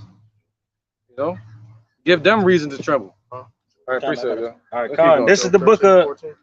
This is the book. This is Isaiah 14 as verse 4. Yeah. That thou shalt take up this proverb against the king of Babylon and say, right, the king of Babylon is the president. Go ahead. How have the oppressor ceased the golden city? Right, this proverb is being taken up right now. Russia and all these countries are saying America has been weakened. Even Trump said it. Trump said America has finally been weakened to his knees. So the golden city, you know, this was their beacon, man. You know, this is what they used to run the world with. This, you know, the place of their wealth. But now, he said, how has it ceased, man? Cease from existing. Go ahead. The Lord have broken the staff of the wicked. So the Lord is breaking their power in the earth right now as we speak. Who's the wicked that is talking about there? Esau and these elites, the Illuminati, Lucifer. All right. So the Lord said He's breaking their power, which is America, in the earth. That now it helps you see why the Lord is so focused on America. Because that's their power. That's what they're using. Go ahead. And the scepter of the rulers, he who smote the people in wrath with a continuous stroke. See that? They smote who? What's the people? The people are the Israelites. And they smote us with a continuous stroke, using America to do it. All right. He that ruleth the nations in anger is persecuted and none hindereth. There you go, man. So yep, now he's gonna be persecuted. And none gonna hinder it. Then anybody gonna be able to stop it. All right. So now he's gonna be persecuted in our kingdom, in Yahweh's kingdom. We were persecuted in theirs. Now he's gonna be persecuted. Go ahead. And nobody gonna stop it from happening. The whole earth is at rest. That's right. The Negroes, Latinos, Native Americans, we the Israelites of the Bible. That's right, man. The Father's name is Yahweh, His Son named Yahushua. They've been lying to us. Jesus is the name of Baal. Jesus, it means Zeus. Common sense, right? Go ahead, brother. Come on. They break forth into singing. Right, go ahead. So we're gonna break forth into singing. Go ahead. Yeah, yea, the fir trees rejoice at thee. Right. No, go ahead, come on. And the cedars of Lebanon saying, since thou art laid down, no feather is come up against us. Right. So even the trees gonna rejoice. What's that? Them destroying the earth, tearing down all the trees. Even the trees are gonna rejoice. How they're gonna rejoice? They're gonna start growing everywhere again. Busting up all this damn concrete. All the concrete. That's a rejoicing of the world, the earth. But he said what? The last part? It said no feather is come up against us. See that? The word feller means fallen one. That's what Esau is. They're a fallen state, fallen people. They're at the bottom, a base man.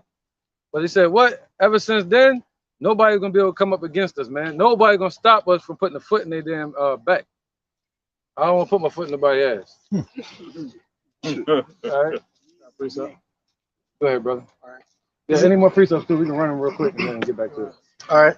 This is Job, chapter 18, verse 10. The snare is laid for him in the ground and a trap for him in the way. Right. So the Lord laid the snare already upon the earth. It's there. And it's in their way. He got it ahead of them. That's called prophecy. So the Lord set it up in the future for these devils. All right. So as they moving forward, their perdition and their judgment is waiting on them. All right. Verse 11. The Lord basically saying he got a cake baked for them already when they get there. God says, verse 11. Whoa, Salaki. That goes into the Lord saying hell is stirred up to meet that coming. You want to get it? No, that's good. Okay. It's cool. All right. Verse 11. Terror shall take him, terror shall make him afraid on every side and shall drive him to his feet. There you go. So you're going to drive America to their feet, make them have to fight. just like Nineveh had to fight against Nebuchadnezzar. All right, Nineveh was forced to fight in the same way on a 3-2 battle front against Babylon and the Medes. Okay, so they were forced to fight twice. He was forced to stand up and fight. All right, go ahead. That goes into Daniel 7 as well. Verse 12. His strength shall be hunger bitten, and destruction shall be ready at his side. Right, because it's like a lion. You know how lions attack an elephant? They try to surround it until they get tired. Or like a fox, like they would do with a buffalo. So that's what these nations are doing to America. They keep circling it. They're getting themselves in an array against it, and they're plucking away at it, man. Plucking away at it.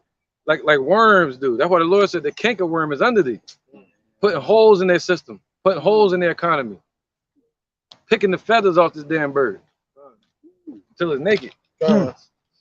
Verse 13, it shall devour the strength of his skin, even the first. It's going to devour the strength of his skin.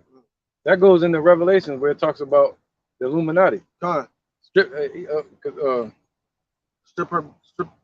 what's that? Yeah, man. They, yeah, where they gave power to it to the Lord. Revelation 17 and 16. Yeah, I knew it was 17. As everyone said. This is the book of Revelation, chapter 17, verse 16. It'd be like Mark chapter 2. And the 10 horns which thou sawest upon the beast, these shall hate the whore. No, go up a little bit more. Come on, verse 14. Where you want me to start at? Hate the whore. Where you at? I'm at 14.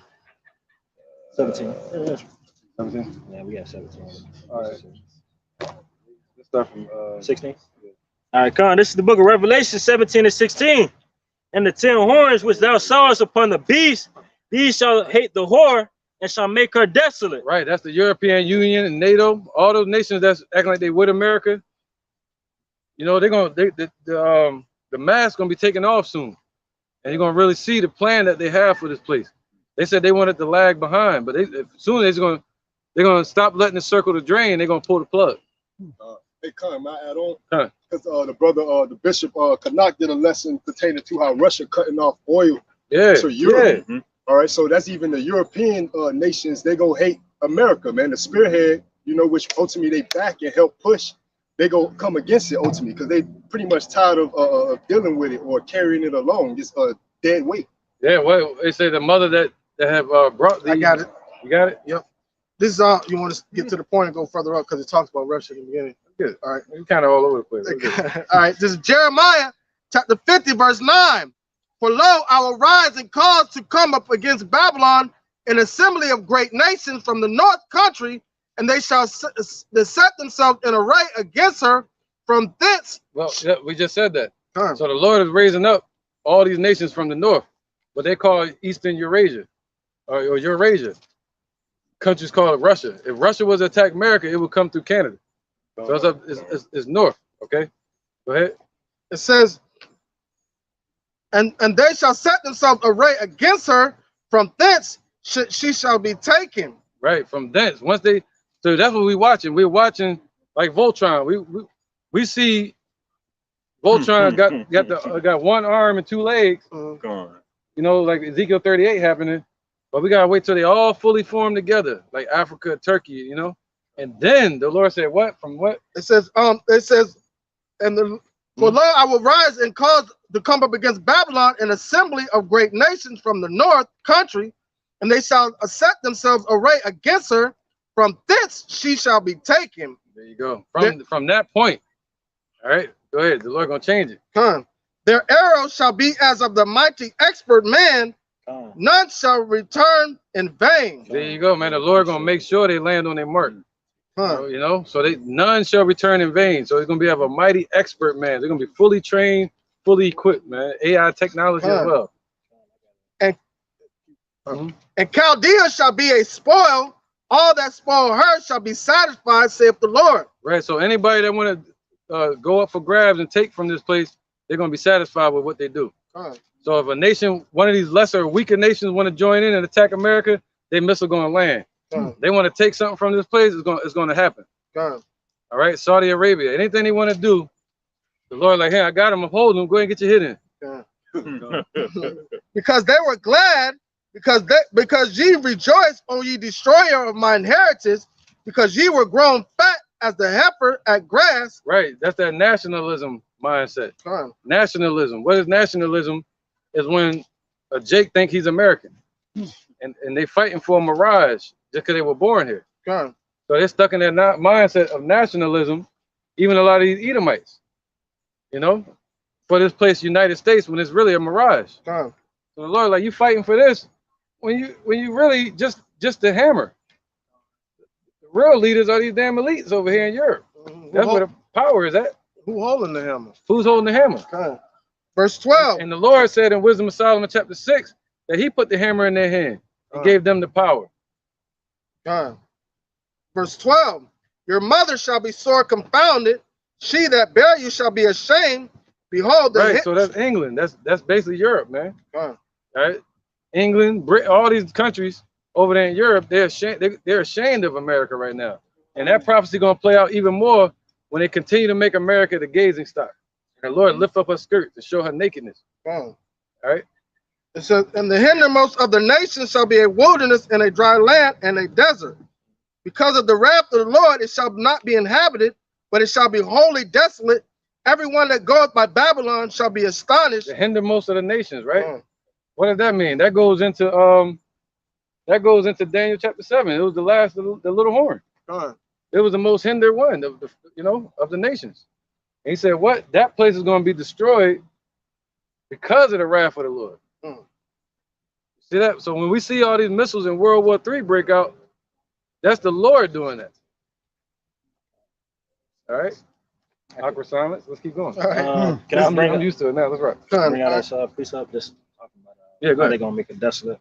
This is the book of Joel, chapter 2. I'm gonna bring out verse 4. The appearance of them is as the appearance of horses, and as horsemen, so shall they run. Like the noise of chariots on the top of mountains, shall they leap. Like the noise of a flame of fire that devours the stubble, as a strong people set in battle array. Yeah, let's talk about the missiles, man. They're gonna be fully equipped with AI technology, man. You know, they're gonna be shot from Russia over here or submarines from the water. You know, so they can shoot all the way from their land. America can't do that. America has to send out submarines to do that. But Russia, they can shoot from their land all the way over here to America. They got missiles that can do that. We only see the map in one way. They're a lot closer to us than everybody thinks they are. Yeah. They're a lot closer to Alaska, Canada, and stuff. They're very close to us. They are undestructible. Right. Two more verses. Verse 6. Before their face, the people shall be much pain. All faces shall gather blackness. They shall run like mighty men. They shall climb the wall like men of war. Oh, all their faces shall gather blackness. What's that? They're like in that movie and they looking up. You know, they said before it hits them though. So they looking up and that shadow go over them. The Lord looking at it from that view. Like he's seeing it happen. You know what I mean? He's seeing the missiles go over them. They're going, oh shit. All right, go ahead. And they shall march every one on his ways. They're gonna be zooming right past them, shooting all over the place. And they shall not break their ranks. They're not going to break ranks. They're not going to be able to be destroyed or thrown off or hacked. All right, that goes into AI technology they got set up. Yep, go ahead, brother. Verse 8, neither shall one thrust another. Yep, they're not going to bump into each other. They're not going to be stopped by any missile defenses. They're going to be zigzagging. What's that? The invincible missile that go around everything. We're seeing the AI be built up right now. Yep. People tell they tell AI to paint a picture of something. They're helping it learn faster. Yeah, that's right. Algorithm. But it's not really learning. It's just copying. Just like Google. Basically, to understand AI, you gotta just think about Google. Google didn't have all the information before we put it in there. Right. Exactly. You ain't about to fool me. Exactly. Damn that. It got a lot of information now, but we put it in there. All the searches and stuff like that. Yeah. You'll search up something, copy and paste. That's what and then they'll be like, "Oh, we don't have that," and then they'll go get some more stuff on that. So next time you look it up, they have the information on it just because you put it in there. Yeah, that's all it is. They ain't got no soul. That's why the Lord said they can speak or move not. They don't have no soul in it, man. But they like because it moves, they're gonna believe in it. That was it on that, brother. All right. Any more precepts quick before we get back to the point? We're still on the point though. I got one. It's Revelations chapter 17. All right, after you, Barak. Go ahead, brother. In 8, the beast that thou sawest was and is not, and shall ascend out of the bottomless pit and go into perdition. Right. That's talking about the Roman Empire. Go ahead. Oh, that's it. The revamped Roman Empire, yeah, America. Being America. There you go. And it says, and go into perdition. So America is bound for destruction to be destroyed. But really the Roman Empire too. That's really talking about the Roman Empire, yeah. Because if you can read further, yeah, that's talking about the Roman Empire. it'll say he is the eighth and of the seven. That's going into America. No, the eighth that is of the seven, that's Roman Empire. All right. Like, Yeah, that's the Roman Empire. Remember, they fell. The Roman Empire fell. right. And then it fell to his own people. It was called the sack of Rome. So a lot of those same countries that they're naming back then, the Franks and all them, the Visigoths, they started attacking the Roman Empire. But they were all family. But so it was of them, and then it fell. And then it rose up again later. You know, the Roman Empire. But it's still going into America too, though. You know what I mean? But that's still talking about the Roman Empire. All right. Let's keep going. Where we at? Precepts. Sure. All right. You want to continue with Nahum? Let's go to Nahum. This is Nahum chapter 3, verse 3. The horseman lifteth up both the bright sword and the glittering spear, and there is a multitude of slain, and a great number of carcasses. Right. Yep. So the horseman lifted up the sword, right? And the glittering spear, man, got all kind of weapons over here. You know? So that's what you see in this place. And people fall for that. What they say, you go down to Egypt for help. Yeah, Babakasha. That's right, man. So they go down to Egypt for help because they see all of this. And being in the desert, you see the mirage, the circus. And they created courts. They created everything. They created everything you would need to make it like a solid government or a nation. But it's all a scam, man. It's all a mirage. This is Isaiah chapter 31, verse 1. Woe to them that go down to Egypt for help and stay on horses and trust in chariots, because they are many. Yeah, because they got many of them. See that? Because all this stuff is built up in this place. People trust in it. They trust in the military and all that. All right. And it said, and in horsemen, because they are very strong. Right. They trust in the military. Right. But they look not unto the Holy One of Israel, neither seek their Lord, Yahweh Bashim Yahushua. See that? They haven't done that yet. They'll say our fighting soldiers fighting for our freedom over in the Middle East. What freedom, man? And what they're doing in the Middle East. All right, go ahead. Yeah. It's Isaiah chapter 10, verse 20. And it shall come to pass in that day that the remnant of Israel and such as are escaped of the house of Jacob shall no more again stay upon them that smote them. Right, yeah, right. So that's the elect. All right, the elect are not going to stay on that shit, like focusing on them and looking to them for help. Going to them for in the midst of a famine, going down to their hospitals, rushing to their hospitals, going to get the what. Trying not to go there, but their technology. I says they're gonna, if anything, trusting in them gonna get you put in the concentration camp, getting your head cut off. It says, and such as are escaped of the house of Jacob shall no more stay upon them that smote them, but shall stay upon. Right. So escape. The ones that escape are the speckled bird Israelites that escape from the snare of the fowler. All right, go ahead, brother. It says they shall stay upon the Holy One of Israel in truth. There you go. And what did we read in the beginning? The Lord is nigh unto those that call unto him in truth. All right. So we're gonna stay on the Lord, and that's what we're doing. We're focusing on the Lord, man. Right. Go ahead, Gabar. All right, this is the book of Isaiah, chapter 30, starting at verse 1. Woe to the rebellious children, saith the Lord, that take counsel, but not of me, that cover with a covering, but not of my spirit, that they may add sin to sin.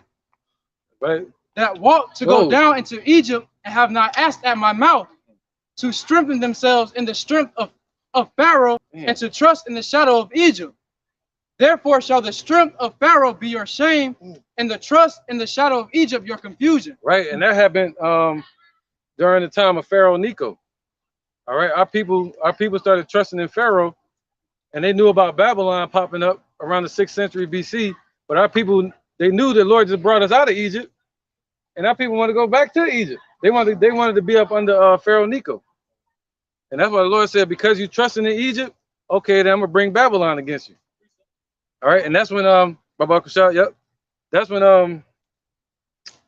our people were paying taxes to Babylon, Nebuchadnezzar, and they thought Nebuchadnezzar lost the battle to Pharaoh Necho, Egypt.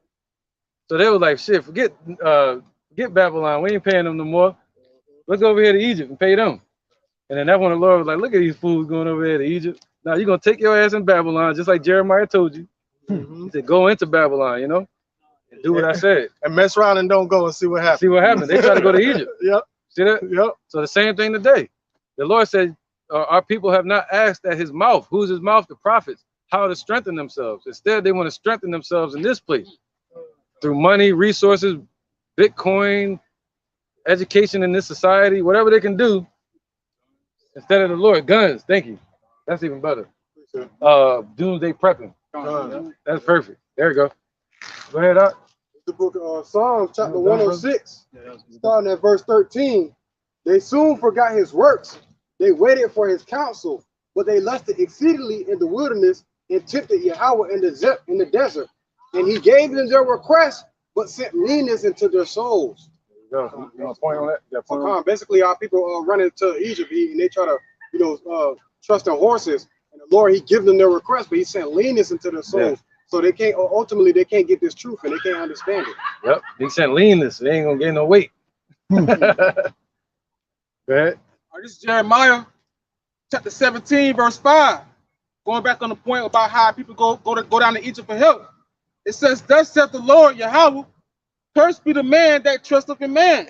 Yeah, that's right, man. And make a flesh his arm. That's right. Yeah, make a flesh their arm. You know? And whose heart departed from the Lord. Right, so our people, 2/3 of our people still, trusting in this system, man. And the more they trust in this system, the more they are departed from the Lord, man. Because they're trusting and they have their faith and their hope in this system, man. It's gonna lead them astray. Yep, make a flesh their arm, man. They trusting in man. Cursed to be the man that trusteth in man. Make it flesh their arm, meaning strength. All right, the Lord is our strength. Go ahead, Gabar. Kabash. This is First Maccabees chapter 1 and verse 11. In those days went there out of Israel wicked men who persuaded many, saying, let's go and make a covenant with the heathen that are round about us. For since we departed from them, we have had much sorrow. So our people, they like being under the heathen. They don't want to rule themselves. They like what they got going on in America. They want Esau dollar. They want Esau property. They want everything Esau got from the indoctrination, all that. Right, because they're actually of the darkness, so they love the darkness. They don't want the light. Right? Yahweh is the true name of the Lord, man. Okay? But our people don't care about that. You don't hear me though. This is the book of Jeremiah 12 and 13. They have sown wheat, but shall reap thorns. They have put themselves to pain, but shall not profit. And they shall be ashamed of your revenues because of the fierce anger of the Lord. So all this laboring, like the brother was saying, guns and having these riches, and all that is not going to profit in the day of the Lord, because even if you have it, man, you can have only so much, where it's going to be a burden unto you, man. And that's a good point to make, because if you're trying these things right and everything keeps failing, look at that as a blessing, man. And open your eyes and turn to Yahweh by man. Keep you from. He's keeping you from it, man. Lord trying to keep you from destruction. Hey, what? I thought you said it before. He's like, I think we blacklisted or something. Right? That's the word, blacklisted. God. Anything you try in this society, you can't succeed as far as celebrity, fame, or entertainment. The Lord be like, try me.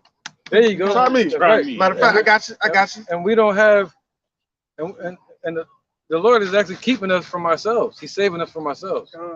That way towards to kill the old man. Go ahead, bro. All right. This is Isaiah chapter 17, verse 7.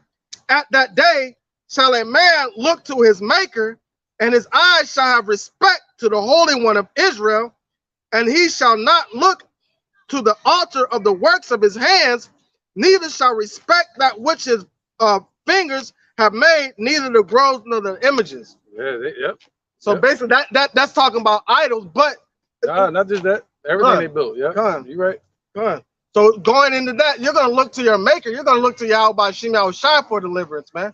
You're gonna look at this other stuff like, no, that ain't nothing but paperweight. That ain't nothing but paperweight. The real deliverance comes from Yahweh Shem Yahushua. Right, man. Right. There's a lot on that, though. I'm gonna leave that alone. Okay. So, All right. Hey, or you want to break it? no, we good. I'm gonna come through some of these precepts. Huh. All right, this is the book of Psalms, chapter 62, and I'm gonna start at verse 7. And Yahweh is my salvation and my glory, the rock of my strength, and my refuge is in the Most High. Trust in him at all times, ye people. Pour out your heart before him. The Most High is a refuge for us. Right, we can't. Go ahead, you want to say something? Fine. And I just brought that out to show, you know what I'm saying, our people, that's our refuge, man. That's our salvation. We have to call on the Father, Yahweh, and his son, Yahweh Shai Mashiach, who the world ignorantly calls JC, for salvation, man. Huh. You know, that's our refuge. That's our strong tower. Huh. That's how we be protected from this upcoming destruction, man. There's no other way. Right. You know what I'm saying? If you try to go by your own way, you're going to be found out to be a fool and a liar. Uh-huh. Right, And if the way is not through Yahweh Bashim Shai, you're the opposite of what is spoken of in Isaiah chapter 10, verse 20. You're not staying upon the Lord, you're staying upon the one that afflicted you and oppressed you, man. Trust in their oppression. Yep, them, you know what I mean? Most likely, people that are listening, they're not doing that. God. Right, bro. Psalms 99. I was saying something, brother. They're like, yeah, you don't believe. They're like, yo, I believe, brother. Yeah. Like, I don't think a believer gonna be watching this. Yeah, at this point. Right, brother. This is our Psalms 99. It says, the Lord, Yahweh Bashim Yahushua, also will be a refuge for the oppressed, a refuge in times of trouble. And they that know thy name will put their trust in thee, for thou, Lord, Yahweh Bashim Yahushua, has not forsaken them that seek thee. You know, just to back the brother up, man, we're going to put our trust in the Lord, Yahweh Bashim Yahushua, in the time of trouble, the time of tribulation, man. Why? Because he's our refuge. And to back that up, you have Proverbs 18:10. The name of the Lord is a strong tower, you know, and the righteous runneth into it and is safe, you know. Right, so that's going to differentiate the righteous from the wicked in the times of trouble, what they're going to do or what they're going to do, man. It sounds like you're describing a kingdom. God. He's going to give us a castle.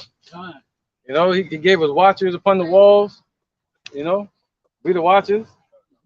And, you know, and the Lord said he's behind our walls and he stands for us, you know, and what you just said, a refuge, and then a strong tower.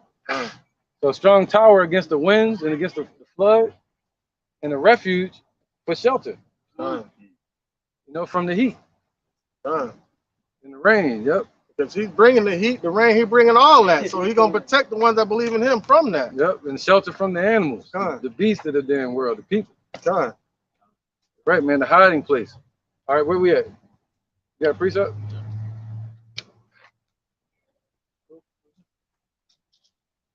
All right, this is the book of Proverbs, chapter 3, verse 5.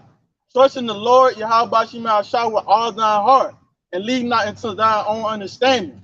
In all the ways acknowledge him, and he shall direct thy paths. There you go, man. So all your ways, you got to acknowledge the Lord, man. Our people are not, 2/3 of our people are not set up to do that. That's just it.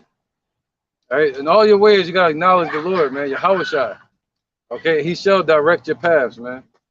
You know, not trying to get money involved with it. You know, in all your ways, you got to acknowledge Yahweh Bashim Yahushua.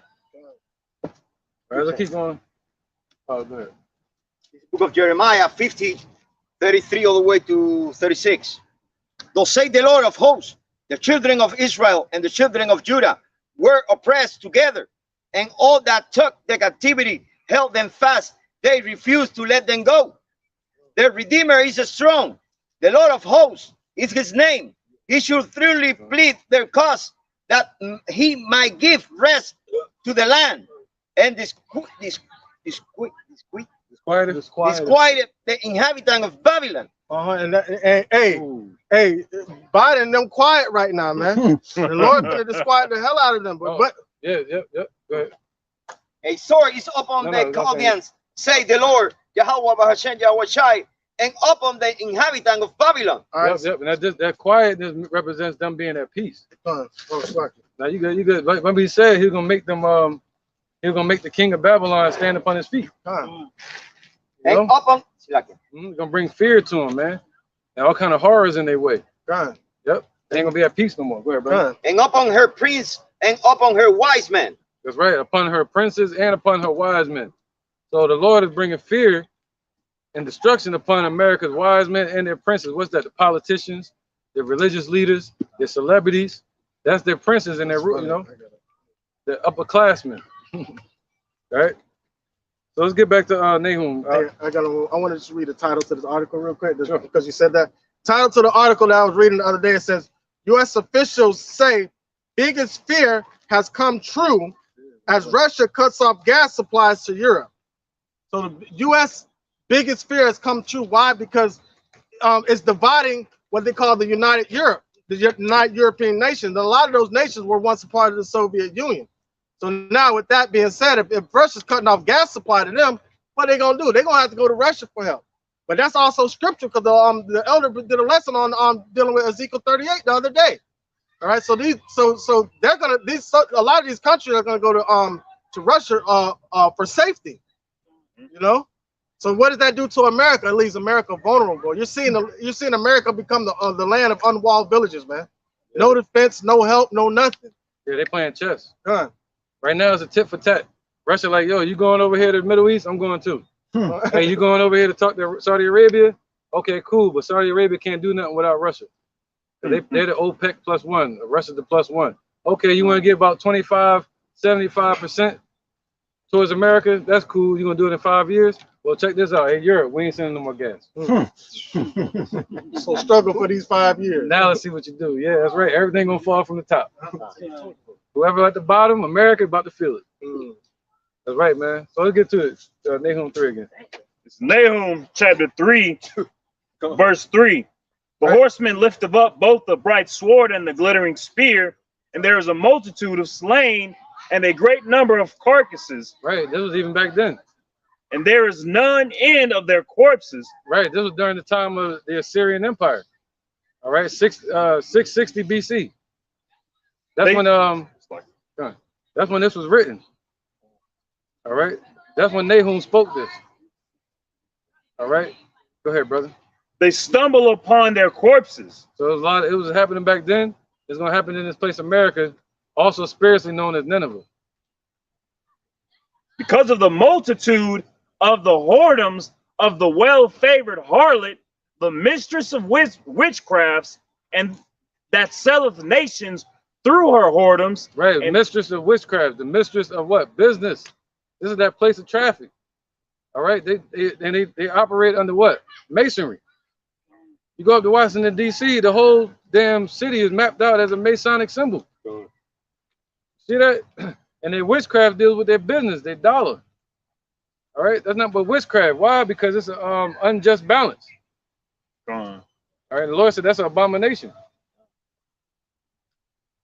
The mistress of witchcrafts that selleth nations through her whoredoms and families through her witchcraft. Right, so they sold us in slavery through the whoredoms of this place, man.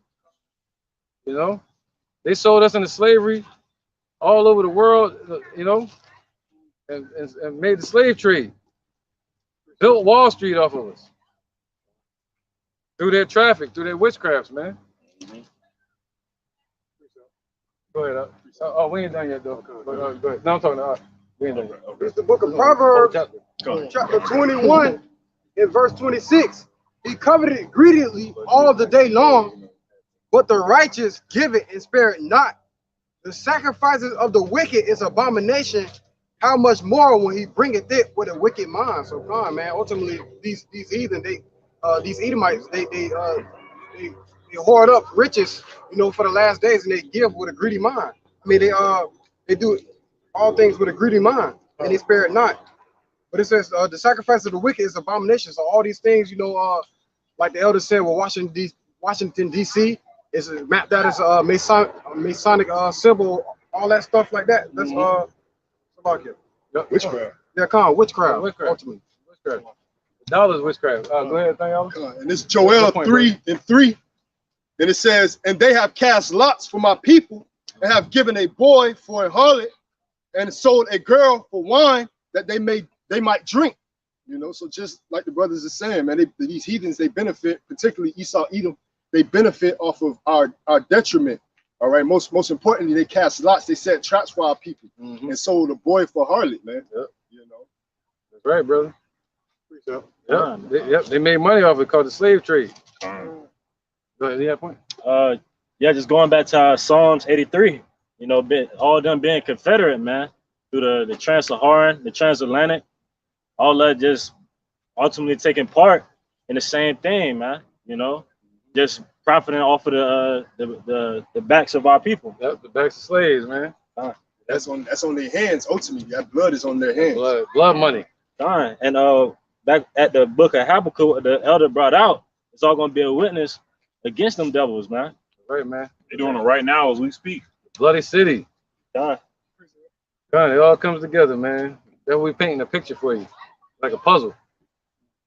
All right, somebody has something over here. This is the book of Proverbs, chapter 21 and verse 17. 1 second, bro.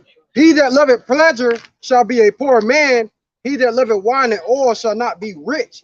The wicked shall be a ransom for the righteous, and the transgressor for Right, the look at upright. America. You can take that so many ways. You can take Jake spending, getting money, spending.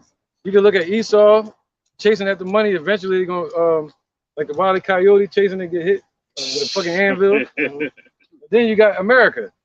What did it say? The first part? It says, Proverbs chapter 21 and verse 17. Right. He that loveth pleasure shall be a poor man. See that? Think about that one. As a country, all right, they love pleasures in this place. That's why they need so many resources here. So they just buying and buying. You know, GDP. You know, versus the debt, putting themselves in more debt, taking on loans. Oh God, you know, spending. What they call a nation of consumers. Precept. So those that love pleasure is gonna be poor. Add on. Yep. Because you got this country in they in debt, but then they have this whole race of lottery. Like you got the lotto now supposed to be $1.7 billion. Yeah, everybody hype about it. It don't make sense. I mean, I was hyped too, but still. I wasn't hyped until somebody said, "Hey, you playing?" And I was like, "You know what? I think I will." But yeah, look at that though. It's all about money in this place, and basically that's the trap. That's the rat race. They create the dollar. They create pleasures for you, a hierarchy for you to attain called the upper class, and then they set people out there, and people want to reach that. It's called the American dream. It's like you said earlier. Basically, like they trying to get their blessing black, all right, while trying to give us their blessing now. You know what I'm saying? They got majority of our people, 2/3 of our people caught up with the sword being a gun. All right, got also 2/3 of our people want to get the fatness of the earth, which is the money, the riches, all right, chasing after all the things that's not meant for them, man. You know, and when in all actuality, when we should be chasing after the Lord Yahweh Bashim Yahweh Shah, that's for the so-called Negroes, Latinos, and Native Americans, man. Yeah, you know, that's what we should be seeking. Like, our people have forgotten the fight. Let me see that one. Because when we was over here in slavery, and you look back in the civil rights era, you see people sitting in the baseball stadium, a bunch of Israelites or Jakes that they call Negro. And they will be singing songs and they'll be crying out to be free. And who will be up there teaching? Dick Gregory. He'll be up there saying, we're going to be free someday. But our people don't care about freedom no more. You know, they've given up on that fight now that the Black Panthers have fallen. But the Lord said, no, the fight ain't over. We were being punished. Now the Lord about to free us from that punishment. All right. The Lord's name is Yahweh, his son named Yahushua. They told us that he was a so-called white man, but he's not. He's a black man. They killed him in 37 AD. Killed Yahushua, a so-called black man, 10 foot tall, white and woolly beard. All right, a so-called black man. And he's about to return. The Father's true name is Yahweh. You know, and they're gonna repay for what these devils did to us. And nobody's white on this earth like this paper. They're called Edomites. They're called Edomites in the Bible. That's right, we are. You know? I know that. That's what I'm saying. Oh, that's beautiful. That's beautiful. Oh yeah, we almost out of here. We almost out of here. You can see it happening. You know. So anybody got a flyer you can give them? Yeah, hold on, I'm gonna give you a flyer. I don't know if y'all carry anything, but you can probably give it to you just in case. Man, the Lord promised he was gonna wake up his prophets. Yeah, he told you that. He ain't gonna leave us out here stranded. Not at all. That's right. Hey, where was that? Somebody reading something, right? No, go ahead. This is the book of Habakkuk, chapter 2, verse 6.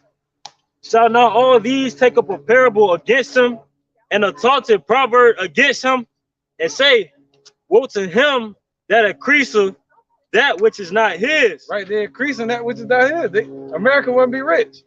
The richest country on the earth. But it's not anymore. The dollar has lost its value. They lost their power structure in the earth. They lost their power in the world. Go ahead. How long? And to him that ladeth himself with thick clay. So all these nations like, yo, how long you think it's going to last? So let's prepare. It's going to fall. America going to fall. How long you think it can last with this debt? Let's get prepared. Let's start making up different agreements and stuff. Let's start doing deals through the blockchain. You know, and that's what's happening. It's like well, 2/3 of our people, they have that mindset in the world to where like an elder family member about to die, and they got like an insurance policy on them or something like that. They gather and they making plans. They making plans. They making plans. I witnessed it. Yeah, they want that money. Everything is about money. You know, but it's not about that, man. It's about the spirit. Walking around every day on this earth. The little time that we do have, and to know who God is, to know your creator, that give me chills, man. And you made a real valid point, man. So to think about it, like with the GDP in America being the way it is, fucked up because America doesn't produce anything. Everything they buy everything in here. So now, being that we're entering into a recession, I mean, there's not going to be any money spent. So these nations are gonna they're not gonna want to have anything else to do with America anymore because they're not gonna be able to get the value that they once were getting from America. Yep. All right. So now once we start going through this recession, now you're gonna really see shit hitting the fan. You're gonna see China being risen up, like I spoke earlier before, and America slowly dragging behind, being in resemblance of a third world country. Right. What you say, sister? Bottom shall rise to the top. That's right. That's right. And we definitely at the bottom. Yes. We was way at the bottom. Now it's time for us to ferment to the top, just like some fine wine. And it's one of those things that one would call a diversion. When you continue to keep all the interaction between each other, right? The racism. So we're gonna keep your eye off of what's really going on in America. That's right. You know. That's so right. the best thing that we could always do is keep our head into those right there. That's it. Yeah. You know, this yeah. the light. This the light. Most definitely. Light that Most leads definitely. to the tunnel, you know? Yes. Yes. And also we gotta look at it worldview. Definitely. You know, America is the distraction. Exactly. So what happens? We say Beyonce or Chris Rock, all of them. Because guess what? People of color, we want y'all to keep your eye on them, but they are not our idols. They're not. They are not our They're idols. America's idols. Come on, there you go. That's what's up right there. God bless you guys. That's right. All right, check us out on YouTube. I will. I got your information. Thank you. All right, Sister Shalom.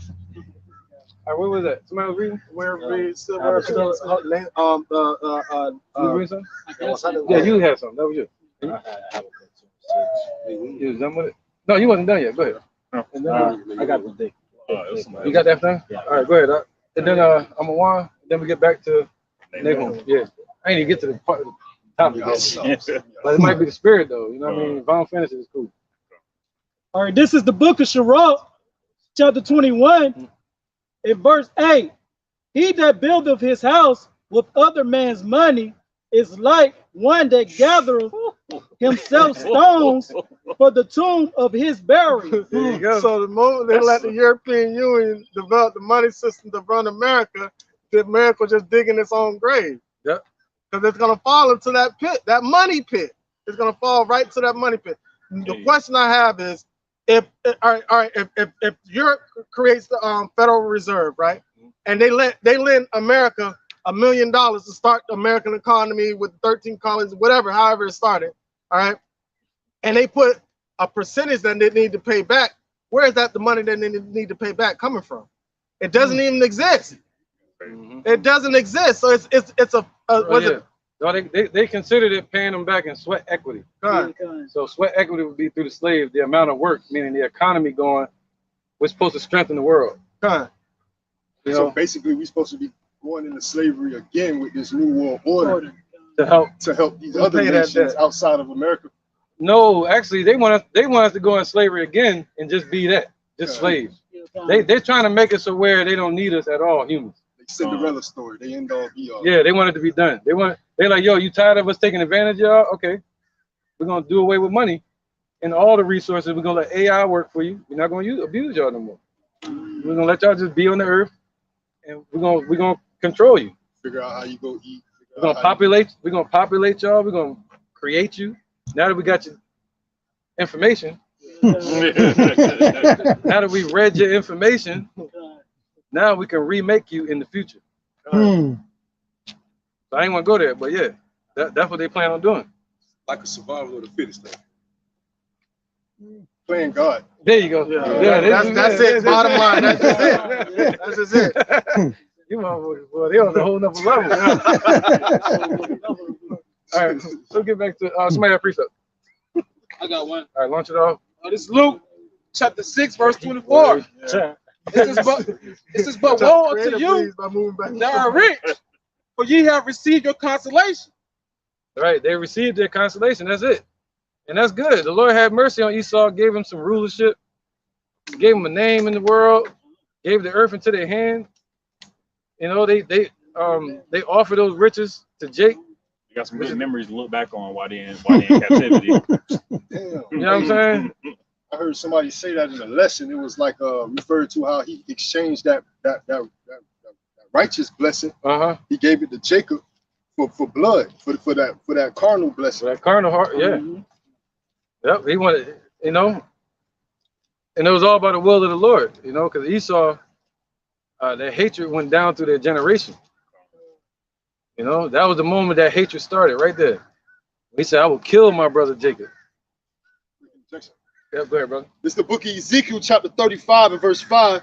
Because thou hast had a perpetual hatred and hast shed the blood of the children of Israel by the force of the sword in the time of their calamity, in the time that their iniquity had an end.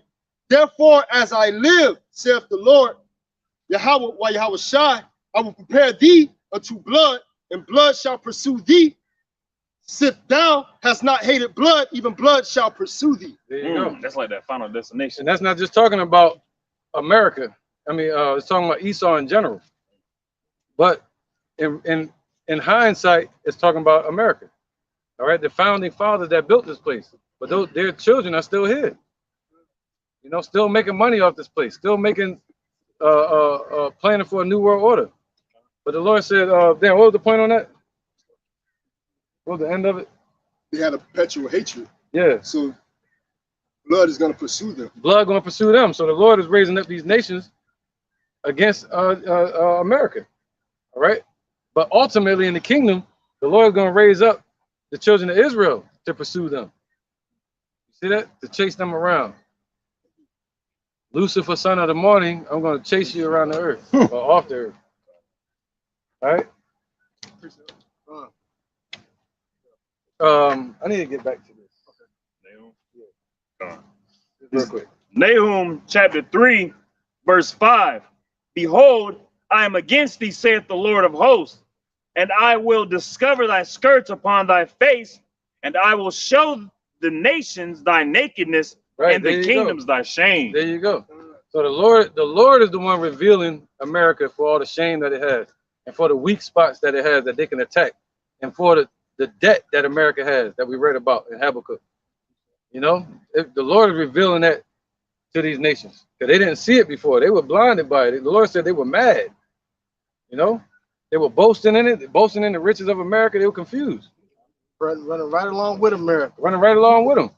But now the Lord is revealing it to them. Open their eyes. Now you got Putin having dreams at night talking about destroying America.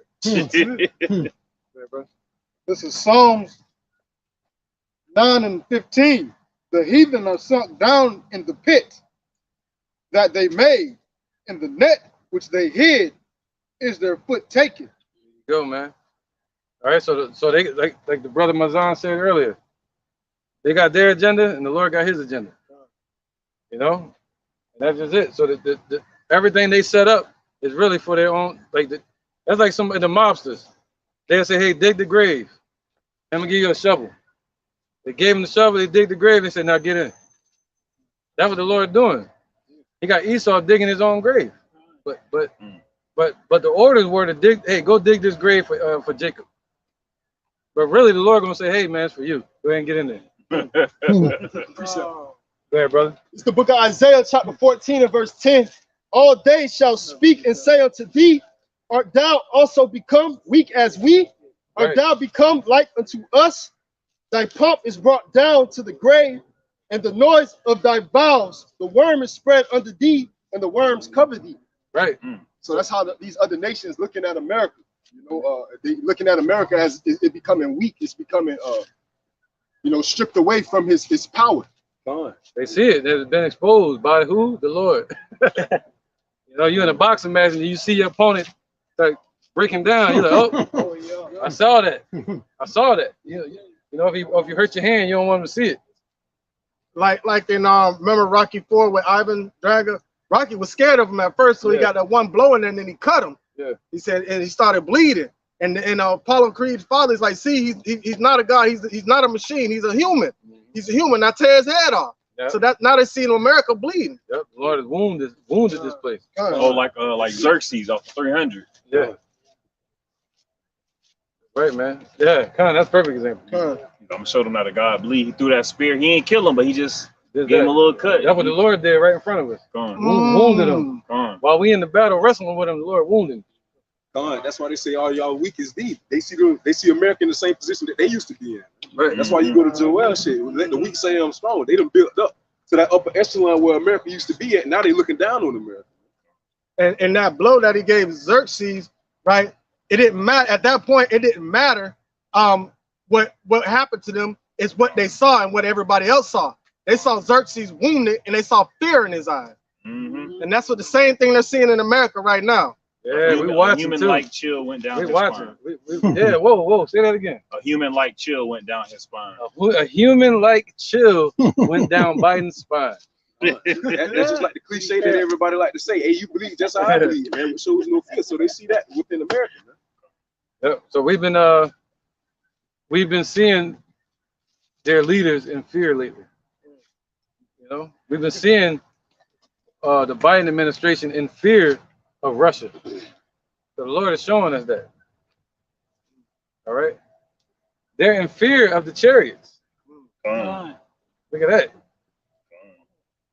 All right. So you got something? All right, go ahead. Go ahead. Look at them. This is the book of Psalms, chapter 7, and I'm going to start at 11. Yahweh judges the righteous, and Yahweh is angry with the wicked every day. Come on, brother. If he turn not, he will wet. Or what? He will wet his sword. Right, and what that means is, if the Lord doesn't turn back from coming to destroy that person, his sword that he created is going to be filled with blood. That's like saying, yo, when you cut somebody, it's going to get blood on it. It's wet now. You know what I mean? So he's saying the action has already happened. It already attacked you. So he's saying if the Lord don't turn back and change his mind, he's going to wet that sword, meaning he's going to have blood. He have bent his bow and made it ready. There you go. And that's talking about the missiles. All right. So the Lord's going to get the missiles shot off and they're going to touch the earth. They're going to touch the sky and they're going to touch you. Damn people. He have also prepared for him the instrument of death. Right. So the Lord's saying he prepared it, man. All right. So he had it prepared by these nations. Okay. Let's get to the point. He ordained his arrows against the persecuted. There you go, the ICBM missiles. All right, so he ordered those to be shot on the persecuted. Who's the persecuted today? As far as the country, it's talking about America. As far as the people, it's talking about Esau. Go ahead. Behold, he traveled with iniquity. Travailing? Yeah, Shalaki. No, you good. Behold, he travaileth with iniquity and have conceived mischief. Yep, Esau. And brought forth falsehood. There you go. They did it. They lived out their prophecy. All right, it's already done. Now they're being revealed. See that? Now we're looking in hindsight, and our future is looking bright right now. Go ahead. He made a pit and digged it. So they did it. They already did it with the missiles, the ICBM missiles, with the economy, with all the spirits that leaped out of the mouth of the dragon like a frog. They made that pit. They set up the trap. What's that? The religious system, the churches. What else? The military. No, I think we cool. The military, the police, martial law, and what else? The banking system with their new technology, blockchain, and the MOTB. So they set all that up. Even through the military, they set up their missiles called the nuclear age. All right. So they set all of that up, their new world order. But the Lord says really a trap for themselves. It's going to force Yahweh to return and bring fire upon these devils. Go ahead, brother. Quick injection. Yeah, go ahead. This is the book of 2 Thessalonians, chapter 2 and verse 6. And now ye know what withholdeth, that he might be revealed in his time, for the mystery of iniquity doth already work. Only he who now letteth will let until he be taken out of the way. Right. That's right, man. So if you're trying to look for it now, you got to look in the past to see the trail of Esau. You know, they've already done their damage. You know what I mean? So now it's time for them to be revealed. All the atrocities they've done. When Yahweh was on the scene, he was telling our people, the mystery of iniquity is already working. That's them. Y'all just don't know they're Edomites. You know what I mean? They thought it was just Romans and Greeks. You know what I mean? So Yahweh was trying to tell them, like, yo, these are the Edomites right here. These the devil. The Romans. The fox. The fox, man. Yeah, Herod. They the ones. But it had to be revealed in its time, meaning now. So Yahweh was very disciplined, man. And patient. Go ahead, brother. All right, this is back at the book of Psalms, chapter 7, verse 15. He made a pit and digged it, and is falling into the ditch which he made. There you go. So it's going to happen. That's prophecy. They're going to fall into the ditch, into the trap that they set, into the grave that they dug for Israel. It's going to be empty, and it's going to be for them. His mischief shall return upon his own head. Right. That's like on that movie. What is it? Ebenezer Scrooge. He get up to the grave and it be his name. Yeah. He got all the way up to the grave and wiped it off, and it was his. That's Esau. That's Esau. Scrooge, right? He was all about the money. God. And his violent dealing shall come down upon his plate. His own pate. His own pate. Yeah, basically his own head. His own, you know, fall down on him. Let's talk about the missiles. You know? That was it? All right, come on. Let's get back to the topic. We bring it up right after this. All right, go ahead. Nahum chapter 3, verse 6. And I will cast abominable filth upon thee, and make thee vile, and will set thee as a gazing stock. Right. So that goes to precept. Nope. So he said what?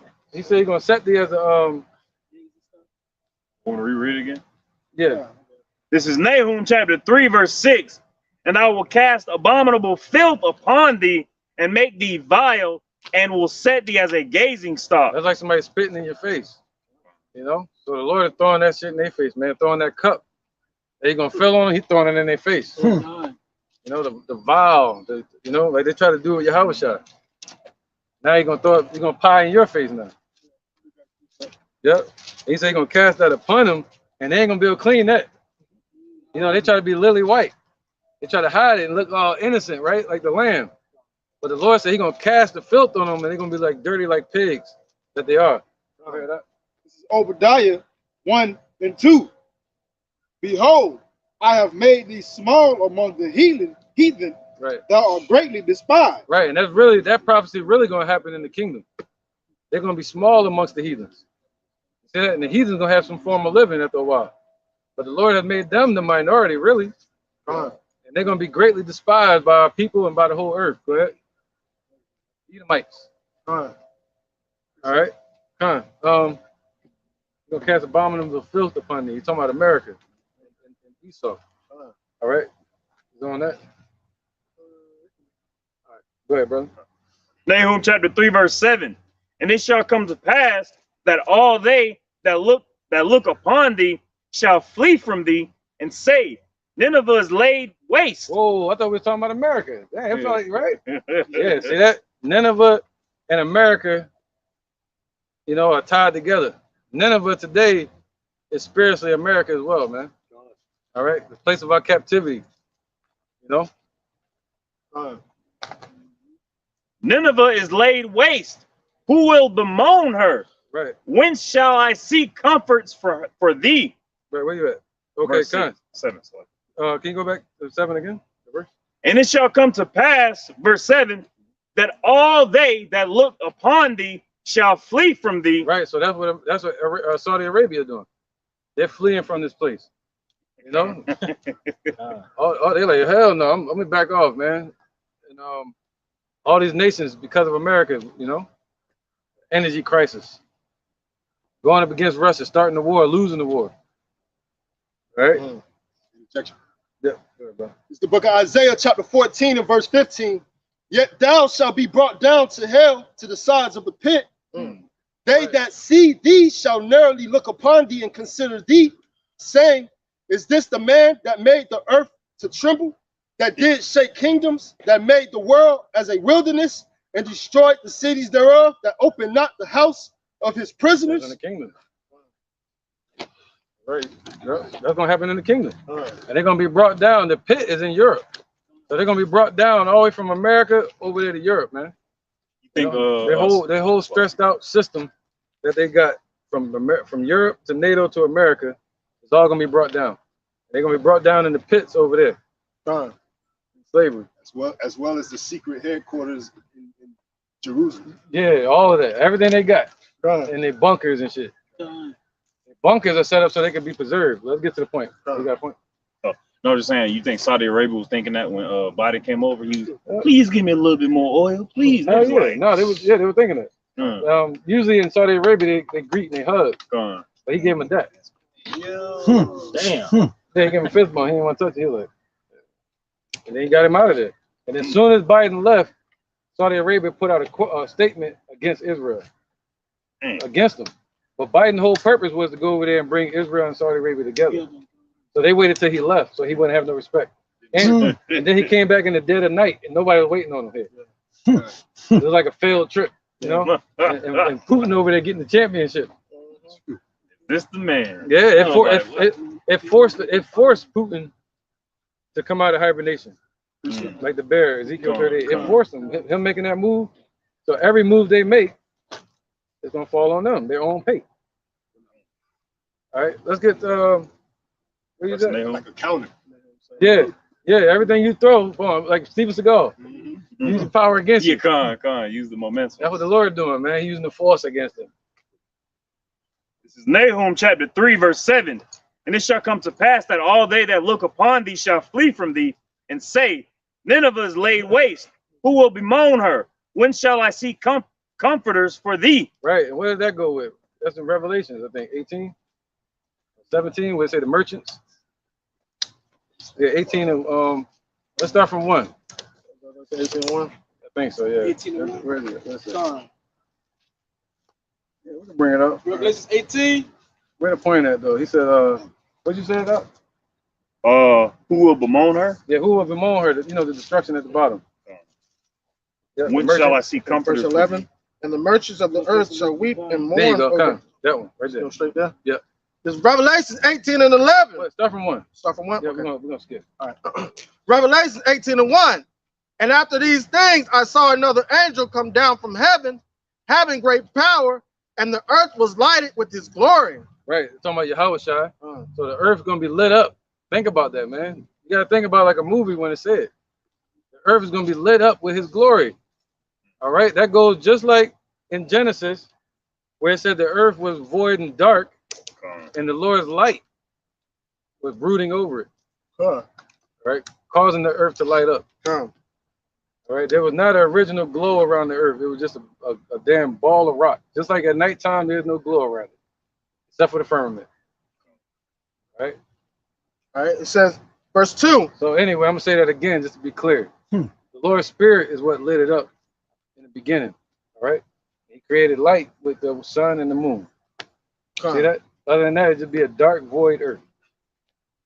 That's what it said in the beginning. The dark earth was void, with dark, was void without form. Right, and the Spirit of the Lord was brooding over it. All right, let's get it. All right, verse 2. And he cried mightily with a strong voice, saying, Babylon the Great is fallen, as it become the habitations of devils, and the hold of every foul spirit, and a cage of every unclean and hateful bird. Right, and that's in the scriptures too. I think it's Isaiah. We ain't got to get it though. It might be 13, where it speaks about America being destroyed, becoming a lava pit, and nothing being able to survive but these unclean animals. I think it's Isaiah 13 and 17. No, we ain't got to get it yet. Okay, we're keeping it on deck though, just in case. All right, come. Verse 3. Oh, can you go down to the point now? Okay. Verse 11. And the merchants of the earth shall weep and mourn over her, for no man buyeth their merchandise anymore. Right, so they're gonna be weeping. They got rich off this place. You see that? And they're gonna realize, like, oh man, we can't do deals with this place no more. All right, go ahead. That's the reason a lot of countries haven't went to war with America, because they got financial ties with America, trade deals. They're starting to cut them off. They're starting to shed those chains. Yes, They got to empty her. they got empty here, but we're seeing the beginning parts of that. You know, we're seeing that. So as they start to pull away, everybody choosing their side, and they're pulling away from America. They're fleeing, but the end result is going to be this place being destroyed, and all the nations looking at it and like, damn, it's done. So what now? That's gonna be our kingdom, Yahushua's kingdom. Correct, brother? Verse 12. Oh, no, that was it. Okay. Yeah, thank y'all. I mean, Zaria. This is Nahum 3 and read the whole chapter. 8. Art thou better than Populous? Art thou better than Populous? No. No. It's one place. Populous, no. Populous. Okay, it's like you. Art thou better than Populous? No. That was situate among the rivers that had the waters round about it. Can you read it again clear now? Gone. Nahum chapter 3, verse 8. Right, I'll give you the breakdown on this. Art thou better than Populous? No, that was situate among the rivers that had the waters round about it. See that? So Nineveh. So Nineveh or America, art thou better than Populous? No. See that? That was situated amongst the rivers. Should put that out as a question, like who knows what Populous No is? Challenge people. But Populous No is also known as No Ammon in the scriptures. But is that it? No, it's also known as Thebes. Thebes, Egypt. You say it in there? Okay. So Thebes, all right? Populous No. So, hey, Nineveh. Now you got to understand history with Nineveh. The Lord raised up Nineveh to destroy Egypt. All right? So the Lord is saying, hey, Nineveh, now you're feeling yourself. You know, are you better than Thebes? You think you're any better? So America, are you any better than the ancient Roman Empire? Are you better than ancient Babylon? You see that? Are you better than Sodom and Gomorrah? All right. And it was situated amongst waters, just like America is. It make all the money and resources through the waters. But what it say? It said, are you better Nineveh than Thebes? Because at that time there was a war going on, and this, you know, it was a battle between the Assyrian Empire and the Egyptian Empire. Okay, the Cushites. Now, going back, the guy named Sargon II, and then you had after him you had who was that? Esarhaddon, and then after Esarhaddon you had Ashurbanipal. So all those three kings were risen up against the Egyptian Empire. They were taking, you know, going up there messing with it, plucking at it, just like Russia and these other nations plucking at America. Same thing, just like Nineveh. But then ultimately, around the time of Nahum, right around 663 BC, the battle with who was it? Tantamani. It was an Egyptian king and Ashurbanipal. The Lord finally had the sack of Thebes happen in 663 BC. All right.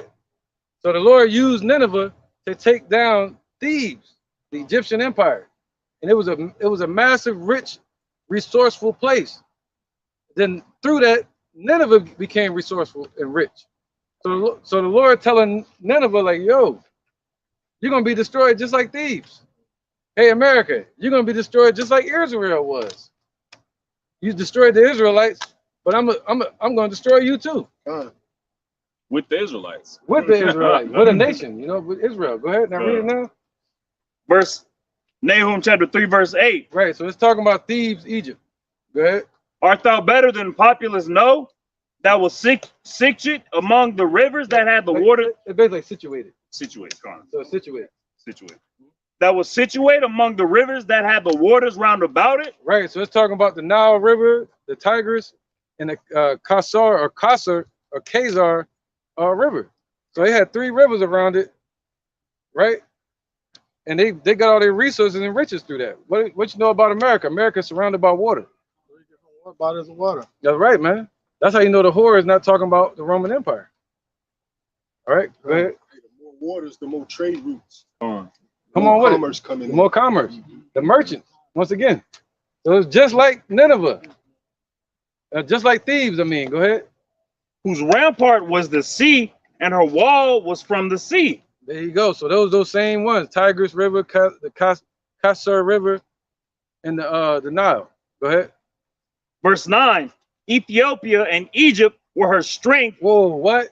Ethiopia and Egypt were her strength. Yeah. So Ethiopia was in the south, and Egypt is in the north. Go ahead. And it was infant, Put and Lubim. So that's who you would call Libya. Lubim. Were their helpers. So if you want to find out who the come on, brother. So if you want to find out who the Libyans are, that's who they were. All right, Put and Lubim. So that's in the northwest and northeast. So they were surrounded by nothing but help, just like America was. Surrounded by the Europeans helping them, right? All these nations helping this place. So is America any better than that? Go ahead, brother. Verse 10. Yet was she carried away, she went into captivity. Whoa.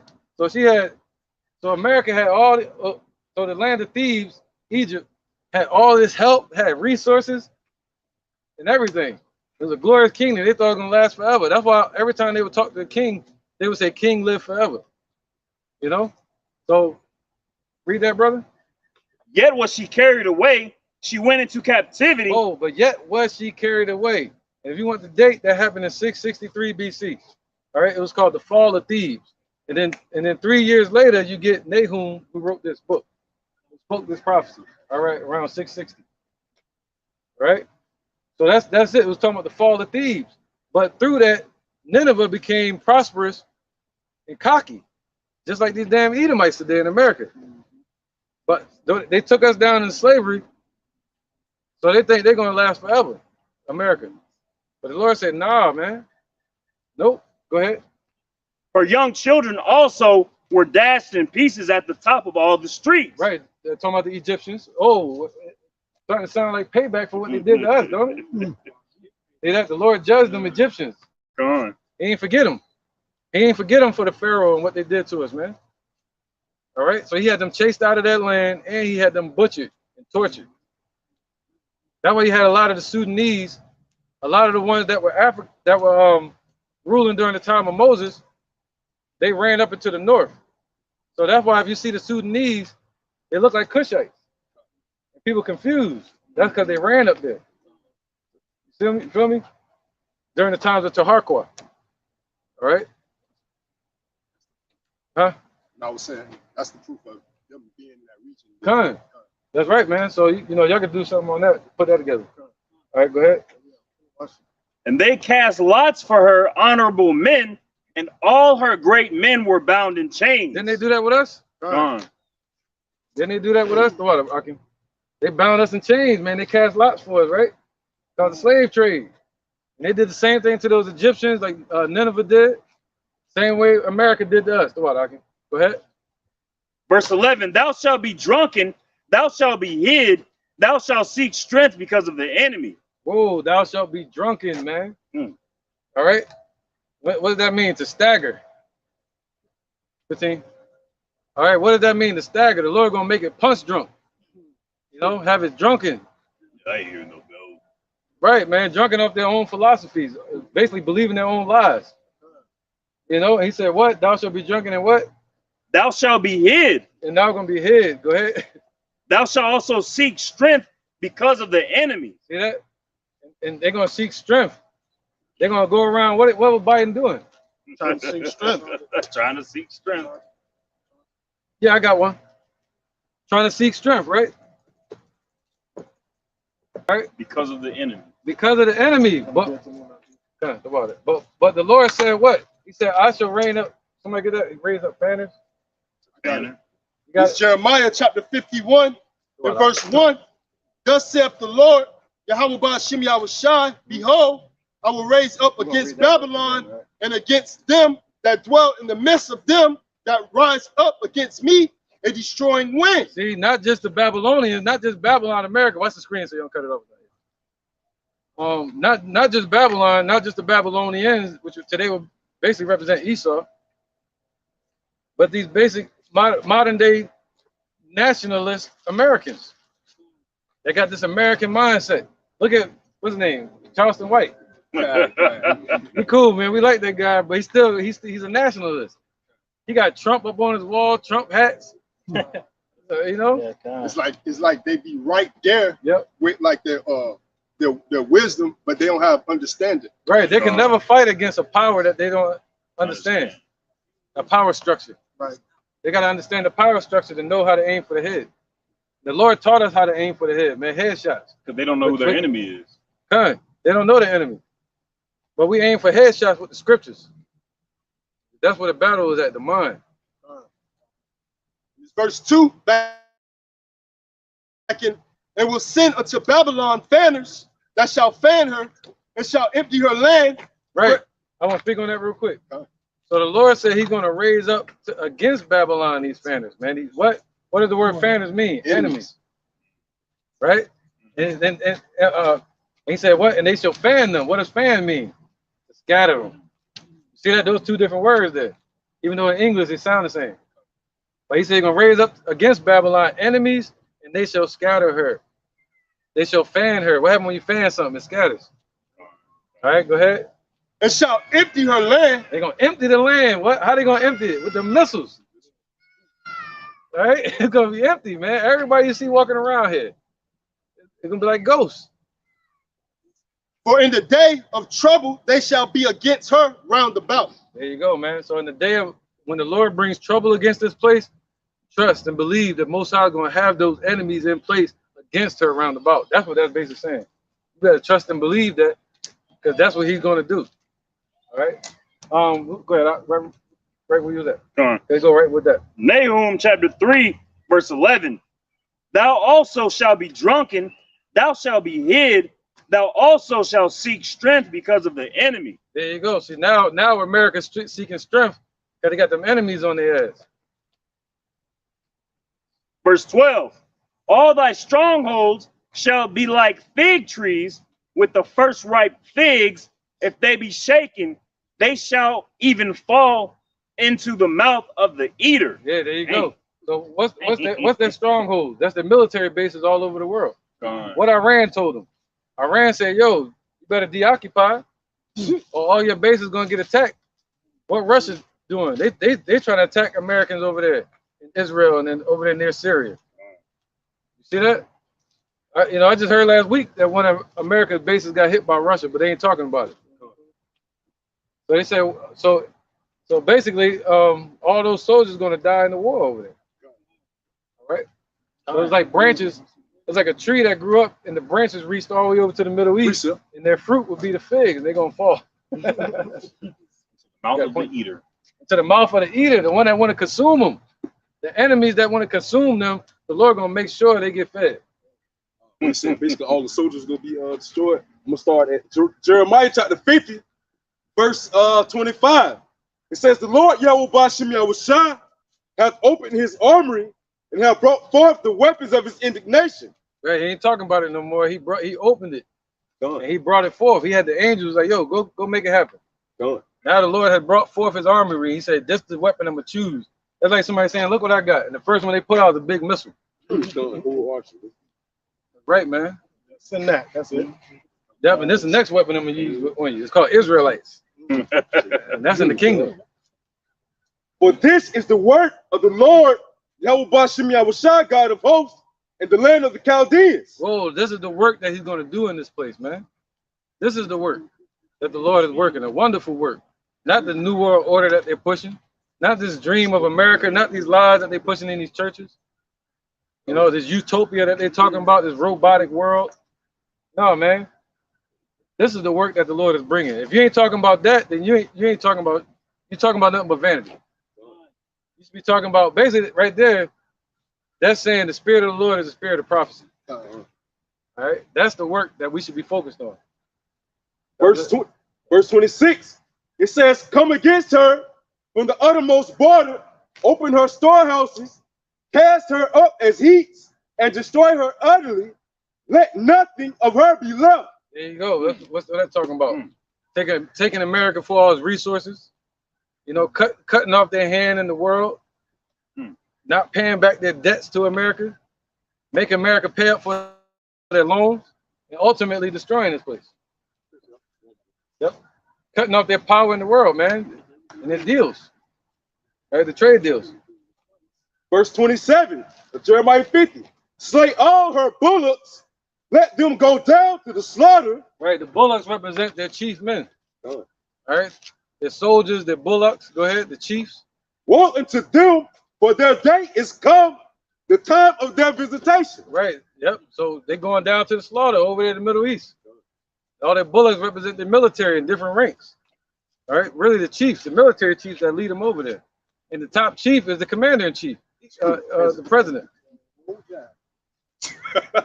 Yeah, let them go over there and go down to the slaughter, Pelosi. Done. All right. Go ahead, real quick. I want to get back to this too. This is the book of 2nd Esdras, chapter 16 and verse 3. A sword is sent upon you, and who may turn it back? Yeah, who's gonna stop it? Who's gonna stop the Lord's work from happening? We can talk about it. I talk about it with anybody. I was at my job and I said it to somebody and I gave them the page. And I talked to a friend of mine, they're like, you gave them the page? I'm like, yeah, I give it to the general manager if they want it. It's on them if they watch it. You know, it's against the law if they use it against me. Hey, the funny part about it is we got a corporate group chat at my job, and I accidentally put one of the lessons in there about America being destroyed. I didn't do it on purpose. I was trying to share one of your videos in our group chat, and I put it in the corporate group chat. And one dude was like, "Are you trying to convert me?" I'm like, nah, not really. I don't think this is for you. I apologize for that. He sound like a gripper. Yeah. Almost had it. He almost had me. 2nd Esdras, chapter 16 and verse 4. A fire is sent among you, and who may quench it? Right, that fire is not just talking about the missiles. That fire is talking about the fire that Yahushua is kindling. All right, the Lord has kindled a fire in this place, meaning all hell breaking loose. You know, so who's gonna stop it? Who's gonna put it out? Who's gonna heal it? What nation can come over and help? Nobody. Verse 5. But he had help before. Nineveh, spiritually Nineveh, America had help before. It could go to all those NATO countries, European countries.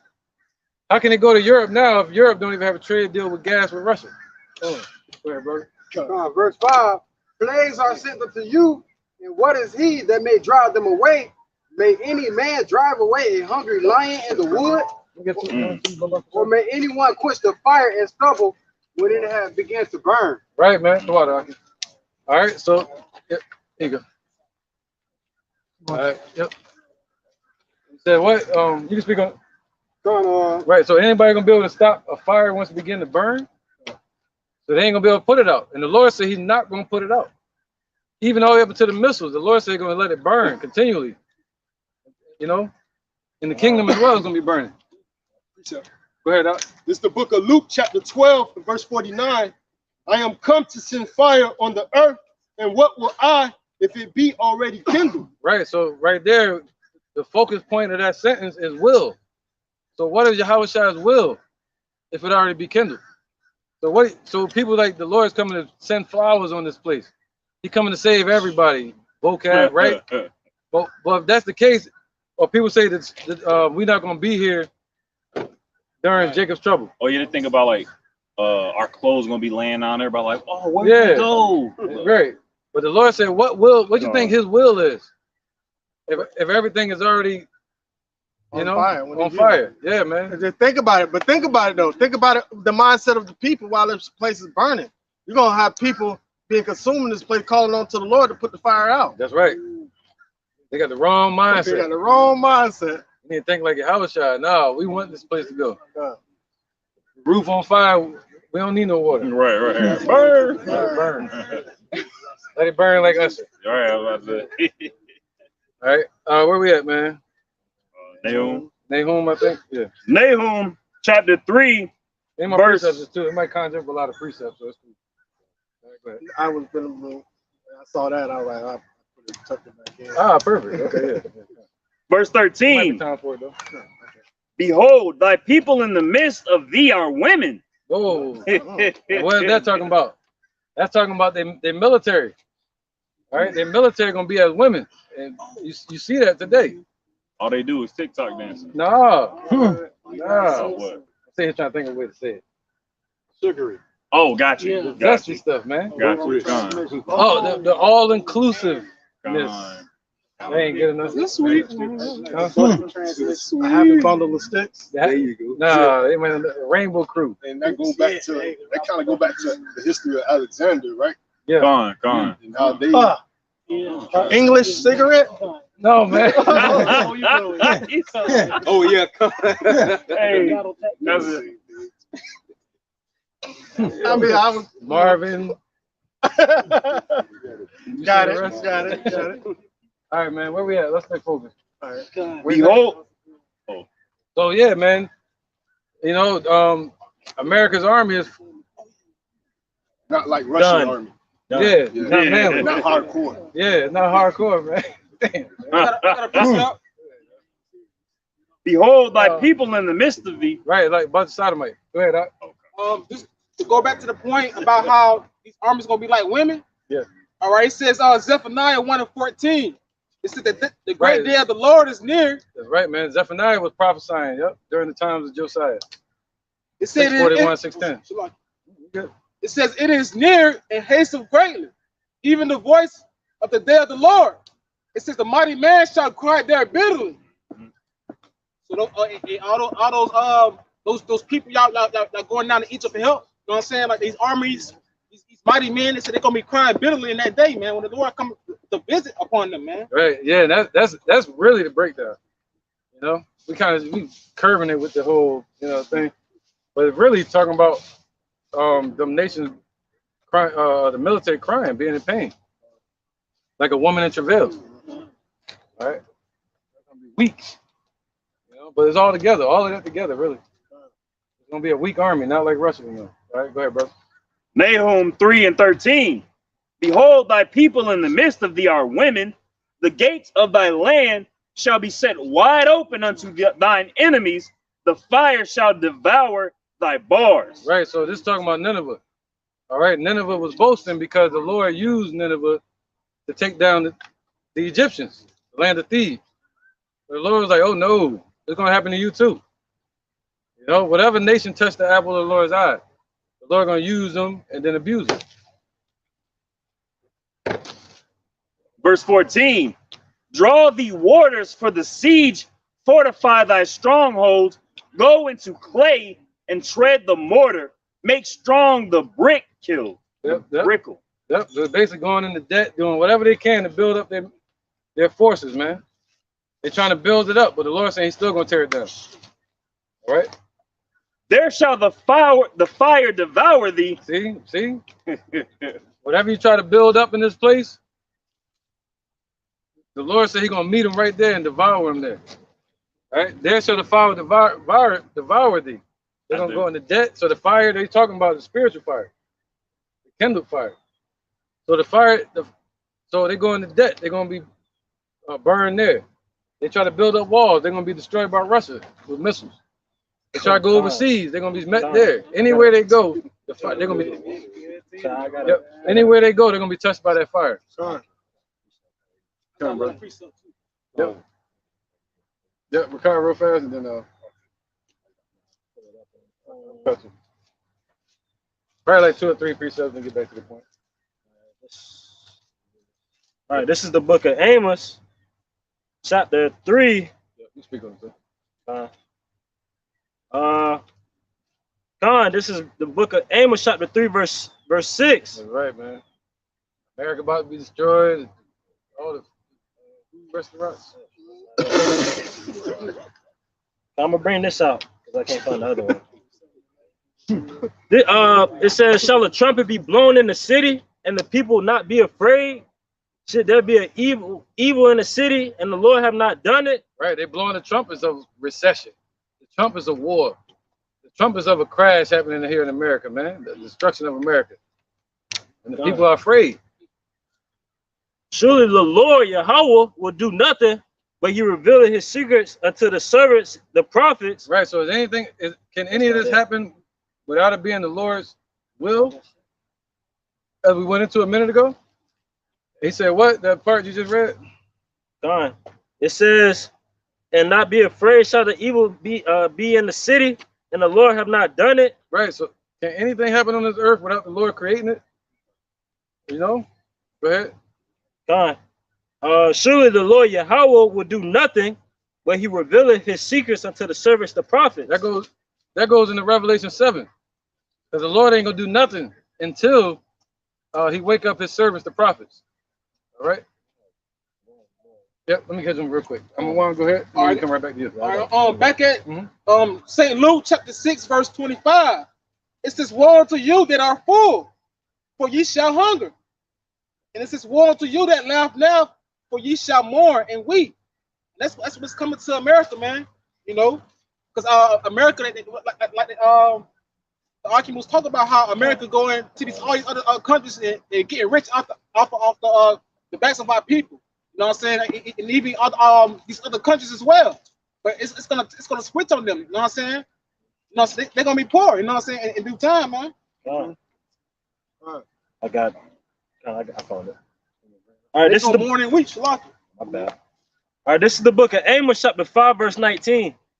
Just basically speaking on the point you was talking about earlier. It says, "As if a man did flee from a lion, and the bear met him, or went into the house and leaned his hand on the wall, and a serpent bit him."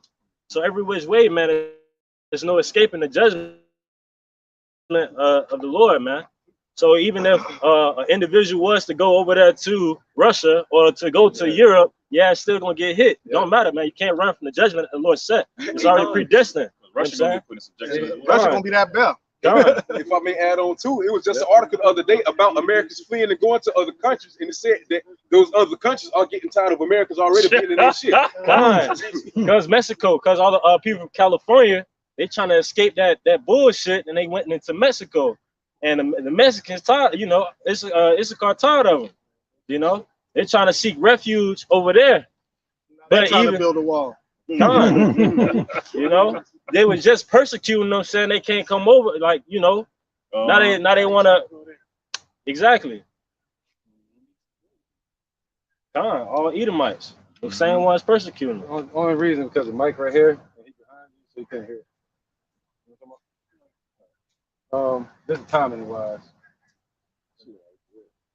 Well, it's going back to the point that Elder was speaking about. Hey, America wanted to build up the walls, and the Russians going to attack, man.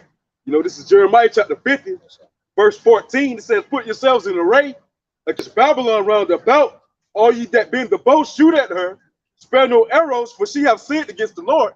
All right, that's ultimately happening right now, in the process of happening right now, man. You know, Russia opening up their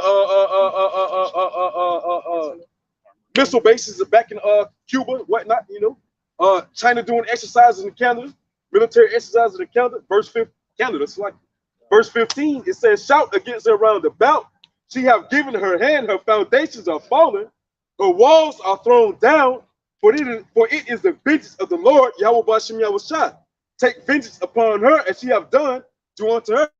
So, hey, man, what form of protection America think they may have is not enough, man. Why? Because it's not going to be able to stop the indignation of the Lord Yahweh Bashem Yahushua. They're just going to put on this place through other nations, man.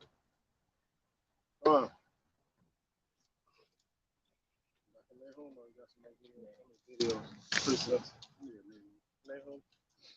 is Nahum chapter 3, verse 15.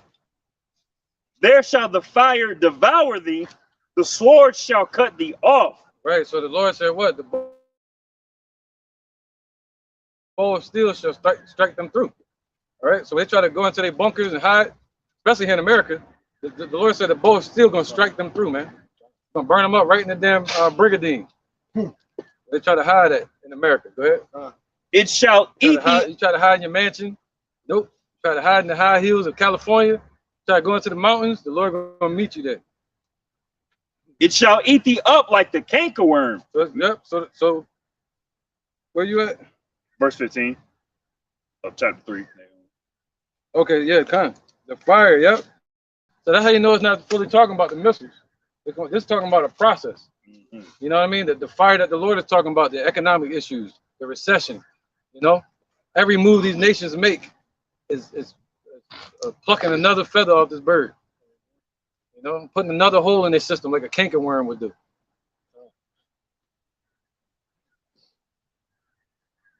Make thyself many as the cankerworm. Make thyself many as the locusts. Right. So yeah. So now the Lord talking to Nineveh, but he's talking to America, really. You know what I'm saying? Spiritually. And he's saying, yeah, make yourself just like them. Let me see you do it. Make yourself just like the cankerworm, which would be these nations. They did that. They try to set up bases all over the world. All right, make yourselves just like them. Go ahead. Make yourself into a nation where you really, it's a fake nation, man.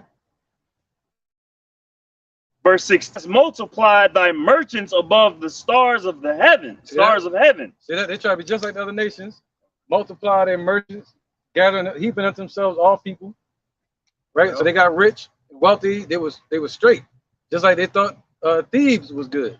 Just like Nineveh thought they were good till the fall of Nineveh came. Just like Babylon thought they were good till the fall of Babylon. Just like Rome thought it was good till the fall of Rome. Persian Empire. What did that show us, man? That shows us, what is that? He rules in the kingdom of men. All right. Let's get this real quick. Daniel 4:17. Yep. Daniel chapter 4, verse 17. This matter is by the decree of the watchers and the demand by the word of the holy ones, to the intent that the living may know that the Most High ruleth in the kingdom of men and giveth it to whosoever he will, and set up over it the basis of men. Right, man. So yeah, man. And now, right now, we on the bottom. So the Lord gonna set us up. All right.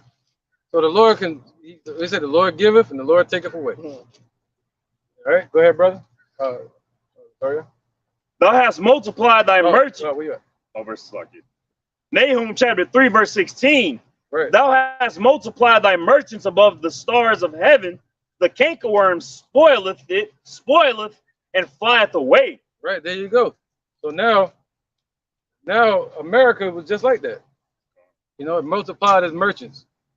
The cankerworm is spoiling and flying away. That's why we're seeing it happen in increments right now. You know, we're seeing America fall in increments. We're seeing these nations come over here through the business, and they messing up America's economy. All right. Verse 17. The crowned are as the locusts, and thy captains as the great grasshoppers. Right. Which, so I got to stop. The crowned are as the locusts. Right. The crowned are as the locusts. All right. So the crown represents their guards. Who's their guards? The military. They're just like the locusts. See that? So their military has wound up being like the locusts. What does locusts do? You look at a field, they're not there. Next thing you know, they show up out of nowhere. They're all over your damn field. And they eat up everything. And then when the heat comes, they fucking fly away. Because they can't stand the heat. So what are they doing? They're called occupying. They're occupying the Middle East. They just showed up over there out of nowhere. It's called the Arab Spring in 2011. And then you had Operation Desert Storm, 2003 or 2004. So it's called the Arab Spring, that the elites used America to go over there and play the hammer of the earth, right? And take all the resources from over there. So they were like locusts, the military bases over there for America. And over at the doorsteps of Russia. But as soon as that heat comes, they gone. And ain't that what Biden did? As soon as he came into office, he pulled all those troops back from Afghanistan and left them out there high and dry? Yep. That's why the Lord said, hey, Nineveh, won't you make yourself just like the cankerworm, just like these nations that's plucking away at you. You know? And America has done that. Go ahead, keep going. Nahum chapter 3, verse 17. The crowned are as the locusts, and the crown, meaning the military and the generals, the guards, and thy captains as the great grasshoppers which camp in the hedges in the cold day. See that? So when everything cool, they over there. They over there camping, taking over these different sites, but go ahead. But when the sun, when is it cold? In the night. Gone. But when the sun ariseth, they fly away, they flee away. So yeah, when that heat comes, and when your house rises up, they start to kindle that fire, and Iran is running them out of there, man. They fleeing away out of there, man. All right. But that's what's that called? Deoccupy. They want them to deoccupy the Middle East. That's what they keep screaming over there. Go ahead. And their place is not known where they are. See that? Now you're not going to see America's military all over the world anymore. You know, the Lord said, I would send far off from you the northern army into a land barren and desolate. That's why they started it off with the Desert Storm. Went over there to Saudi Arabia and what is it called? Afghanistan. Afghanistan. You know what I mean? There's another one too, but Iraq, yeah, all of that. They was all over there, you know.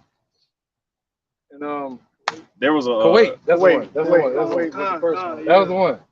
Yep. Over there in Kuwait. All right. There was a journalist who interviewed a little Syrian boy, and he said he prays for cloudy days because he knows that his village isn't going to get bombed by drones. Like it's horrible over there. Yeah, it's been nothing but death and destruction since they've been over there. Nothing but, you know, all those Arab nations, they were all cool with each other until after World War II. That's when the Russians and the Americans went over there and started breaking up those places over there in the Euphrates, around the Euphrates and all that. Nahum chapter 3, verse 18. Thy shepherds slumber, O king of Assyria. Oh, thy shepherds are slumbering. Who is that? Biden. They sleep. They call him Sleepy Joe. When he's sleeping that one press conference? Yeah, he was asleep. Yeah. So all their leaders are asleep. The Lord putting them to sleep. Go ahead. Thy shepherds slumber, O king of Assyria. They slumbering, man. Yep. Thy nobles shall dwell in the dust. There you go. So that nobles, man, the Lord said what? He sent dust into the gates of their nobles. All their leaders, all their elites. And they dwell in the dust, like the Lord said the serpent was going to do. You know, he's going to be a low-life individual dwelling in the dust. What's that? Confusion and darkness. Not knowing what the hell going on. Not looking for the work of the Lord. Not understanding the prophecies. Coming up with their own new world order. Dwelling in darkness. Confusion. Dust. Go ahead. So that's Biden and them. That's them politicians. They don't know what the hell going on. All right. Oh, they're religious leaders too. These devils here. They dwelling in dust. Confusion. They don't know what the hell going on, man. You cannot ask them, not one of them about chariots. Nothing. You can't ask them nothing about the Lord, man. They dwelling in the dust, sleeping amongst the dead, man. Go ahead, brother. Thy people is scattered upon the mountains. Yep. So their nation, their military is gonna be scattered over there. Go ahead. And no man gathereth them. Yeah, nobody gonna be able to go over there and save them like in the movies. Let's go save the American army. Yeah. We're here to get you. They always showed up in the movies. The extraction team. The extraction team. That ain't gonna happen. Nobody gonna show up. No man left behind. They left. They left. Just like Hillary Clinton left them over there. Yeah. Verse 19, last verse of the chapter. Oh, yeah. Come on. There is no healing of thy bruise. Thy wound is grievous. Yeah, Nineveh, America. There's nobody gonna be able to heal with the wound that the Lord gave to him. You know, you're gonna say, yeah, go see if somebody can heal you. It ain't gonna happen. The wound that I afflicted you with, that's up your alley with them samurais and you know, he gave him an afflicted wound and he told him to walk it off. See if somebody gonna help him. You know what I'm saying? Pray to God. Go pray to God, see if he'll heal you. Go ahead, thank y'all. That was you? That was you? That sounds the same. Go ahead, brother. This is Jeremiah chapter 51. I'm going to start at verse 8. Babylon is suddenly fallen and destroyed, How for her take balm for her pain? If so, she may be healed. We would have healed Babylon, but she is not healed. Right, they tried to with their bailouts. Huh? That's No. because they wasn't healed. No, They no. were destroyed. It was destroyed. Nineveh got destroyed. And they like, yeah, try to be healed. Nope. So no, so you are you talking about Jonah? Israelites. You talking about the Israelites. That was Israel. Yeah, that was Israelites there, and those were the ones that humbled themselves and cast ashes upon their head. But later it came destroyed later on. As if, okay. Because if you read at the end of the book of Tobit, they talk about, you know what I'm saying, it's going to be. So like, that was a question for after. Like, Picking back up at verse 9, it says, forsake her, and let us go every one into his own country, for her judgment reacheth unto heaven, and is lifted up even to the skies. So yeah, come on, man. Hey, like the elder said, man. Hey, Nineveh is America, also Babylon, man. And America's not going to be able to be healed, all right? Once the destruction comes, shit, there's no America being revamped, you know. Shit, this gonna be a done data for it, you know. Right, man. This place done. Can't be healed, man. All right. We've seen the wound afflicted to this place. So that's it. It ain't gonna be patched up. Nahum chapter 3, verse 19. There is no healing of thy bruise, thy wound is grievous. All that hear the bruit of thee shall clap the hands over thee, for upon whom hath not thy wickedness passed continually. See that? So all the ones that hear that the brute, that's like somebody, we say Brutus, beating somebody the hell up. It's gonna be a brute, physical destruction on this place by the Lord. And all the ones that see America get destroyed, Russia gonna be one of them. They're gonna clap their hands like, yeah, Iran. They keep saying death to America. You keep hearing them say it. But it ain't gonna be because of them. It's gonna be because of our king, our God, Yahweh Bashim Al-Shai. You know, and they're gonna hear about it and they're gonna clap, and we're gonna be clapping. See that? The elect gonna be clapping as well. See this place destroyed. Especially the ones over there in the Middle East, they're gonna be clapping. But what does it say in Isaiah chapter 14? Rejoice not, thou Palestina, because rather the missiles hit this place, the missiles gonna hit that place over there. Yeah, and they're going into slavery. God. Yeah. Somebody get Joel 2:20. Go ahead. This is the book of Proverbs, chapter 21, verse 1. The king's heart is in the hand of the Lord. As the river of water, he turneth it whithersoever he will. And Yahweh Bashim Yahushai is the one that's putting these thoughts in these other nation kings' mind, man. You know what I'm saying? To rise up and destroy the great horde, man. Which is called Babylon in the scriptures, as aka America. Yep. Yeah, and none of us. All right, this is Joel chapter 2, verse 20. But I will remove far off from you the northern army, and will drive him into a land barren and desolate, with his face towards the east sea, and his hinder parts towards the utmost sea, and his stink shall come up, and his savor shall come up, because he have not slacked, because he have done great things. There you go. Oh yeah. So that's talking about America being driven over there and stirring up all that stuff over there in the middle, so-called Middle East. But within that, all their armies are gonna be destroyed over there, man. And ain't nobody gonna remove their bodies. They gonna bury them, but it's gonna stink over there. Yeah, I know that was right, man. All right, so that goes in the Desert Storm. All right, let's go, man. Let's get it. You got some? I'll get it out of here. This is Jeremiah 51, verse 9. It says, we would have healed Babylon, but she is not healed. Forsake her. Right. Let so, us. Yeah, man, that's it, man. So they want to heal this place, but they can't. So they're like, yo, let's back to oh shit. I'm trying to save her, but she like throwing up and shit. Just run, man. Get away from her. She on her own. Yeah, like you can't save her. You know, go ahead. Don't save her. It says we would have healed Babylon, but she is not healed. Forsake her, and let us go, everyone, into his own country. Right. Yep. They all sticking with their own countries, their own people. All right. So go ahead, and that's what's gonna happen even more, especially with that with Russia. You know, stopping the gas flow to Europe now. Yep. It says, for her judgment reacheth unto heaven, and is healed, and is lifted up even to the skies.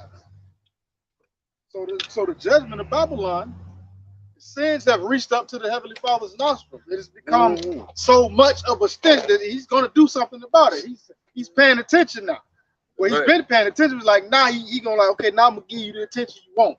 And that attention is going to be a beast of destruction. Right, they can't force the Lord's hand. It's all his time. Joel 2:20. Somebody brought that up. Isaiah 47:1. It's Isaiah chapter 47, verse 1. Come down and sit in the dust, O virgin daughter of Babylon. Sit on the ground. There is no throne, O daughter of the Chaldeans. Well, man, so there's no rulership for this place America in the world anymore. You know, so now we're witnessing this place sitting in the dust. All right, we're watching it take its bow or take its seat right now. You know? Sing a swan song. Yeah, we're watching the swan song. We're seeing the place fall. You know, it's a downward spiral. The curtain's closing. Finite. Everything must go. Hey, the Titanic is singing, but the man's still trying to keep on playing. Yeah, the end. God. The curtain's closed, but they's holding them open still. Yeah, what they say at the end of the they say finite. Yeah, finite. Yeah, finito. We take that too. All right, the outro, the credits. And it's a beautiful thing to watch because the prophets and the kings of old prayed to see these things that are happening in front of our eyes right now.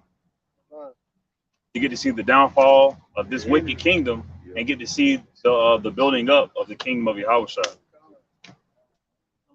Beautiful thing to see the downfall of your oppressor and your enemy. Turn back captivity for your eyes. Go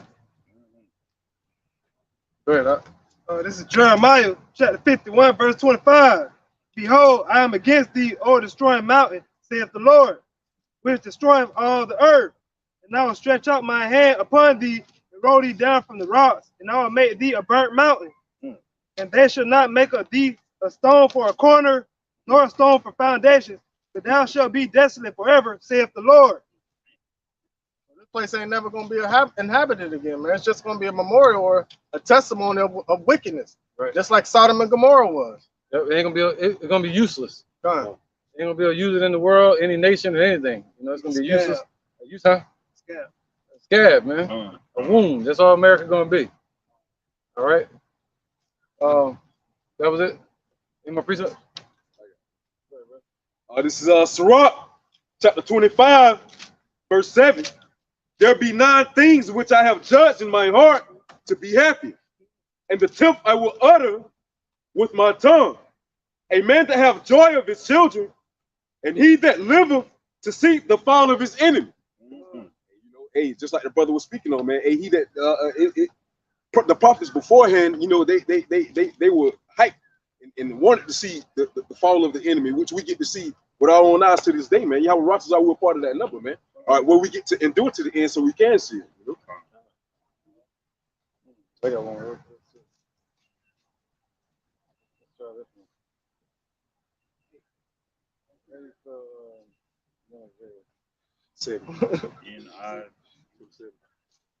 Okay. Oh, we already read that? Okay, yeah, Nahum 3 and 7. So basically, Nineveh is laid waste, okay? Want to read it?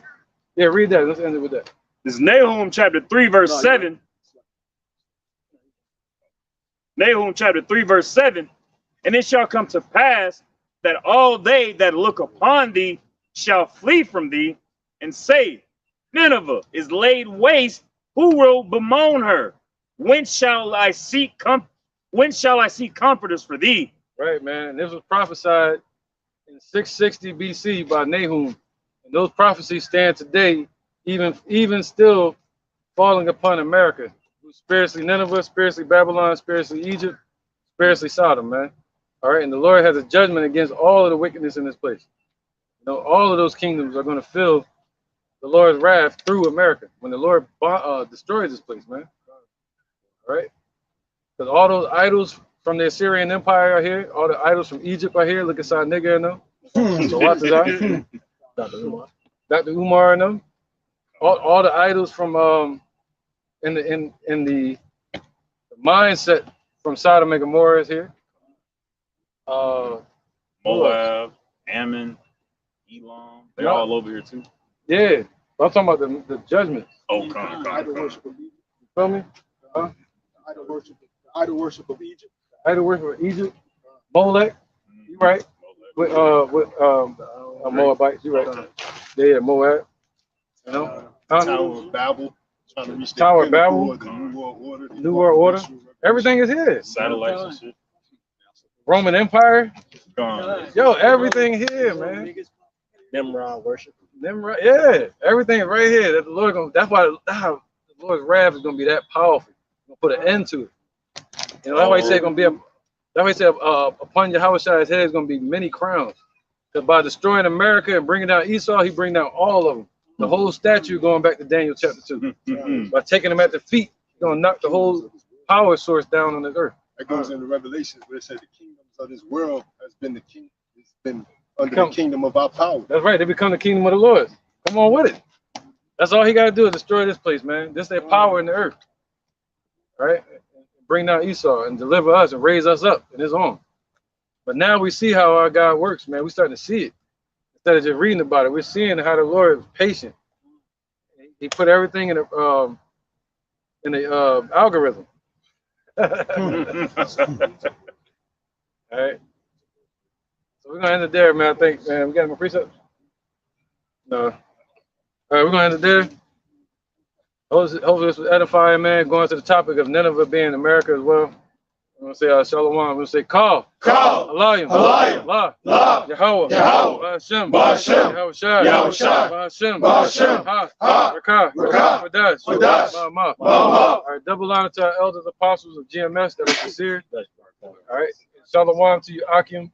And I go out to my children that believe in sincerity and truth around the four corners of the earth that are waiting for the return of Yahweh Shai. Keep believing, man. Keep studying and keep edifying each other. And that's how we get out of here. All right. So, shalom. Shalom. Yeah. What? I wasn't mine.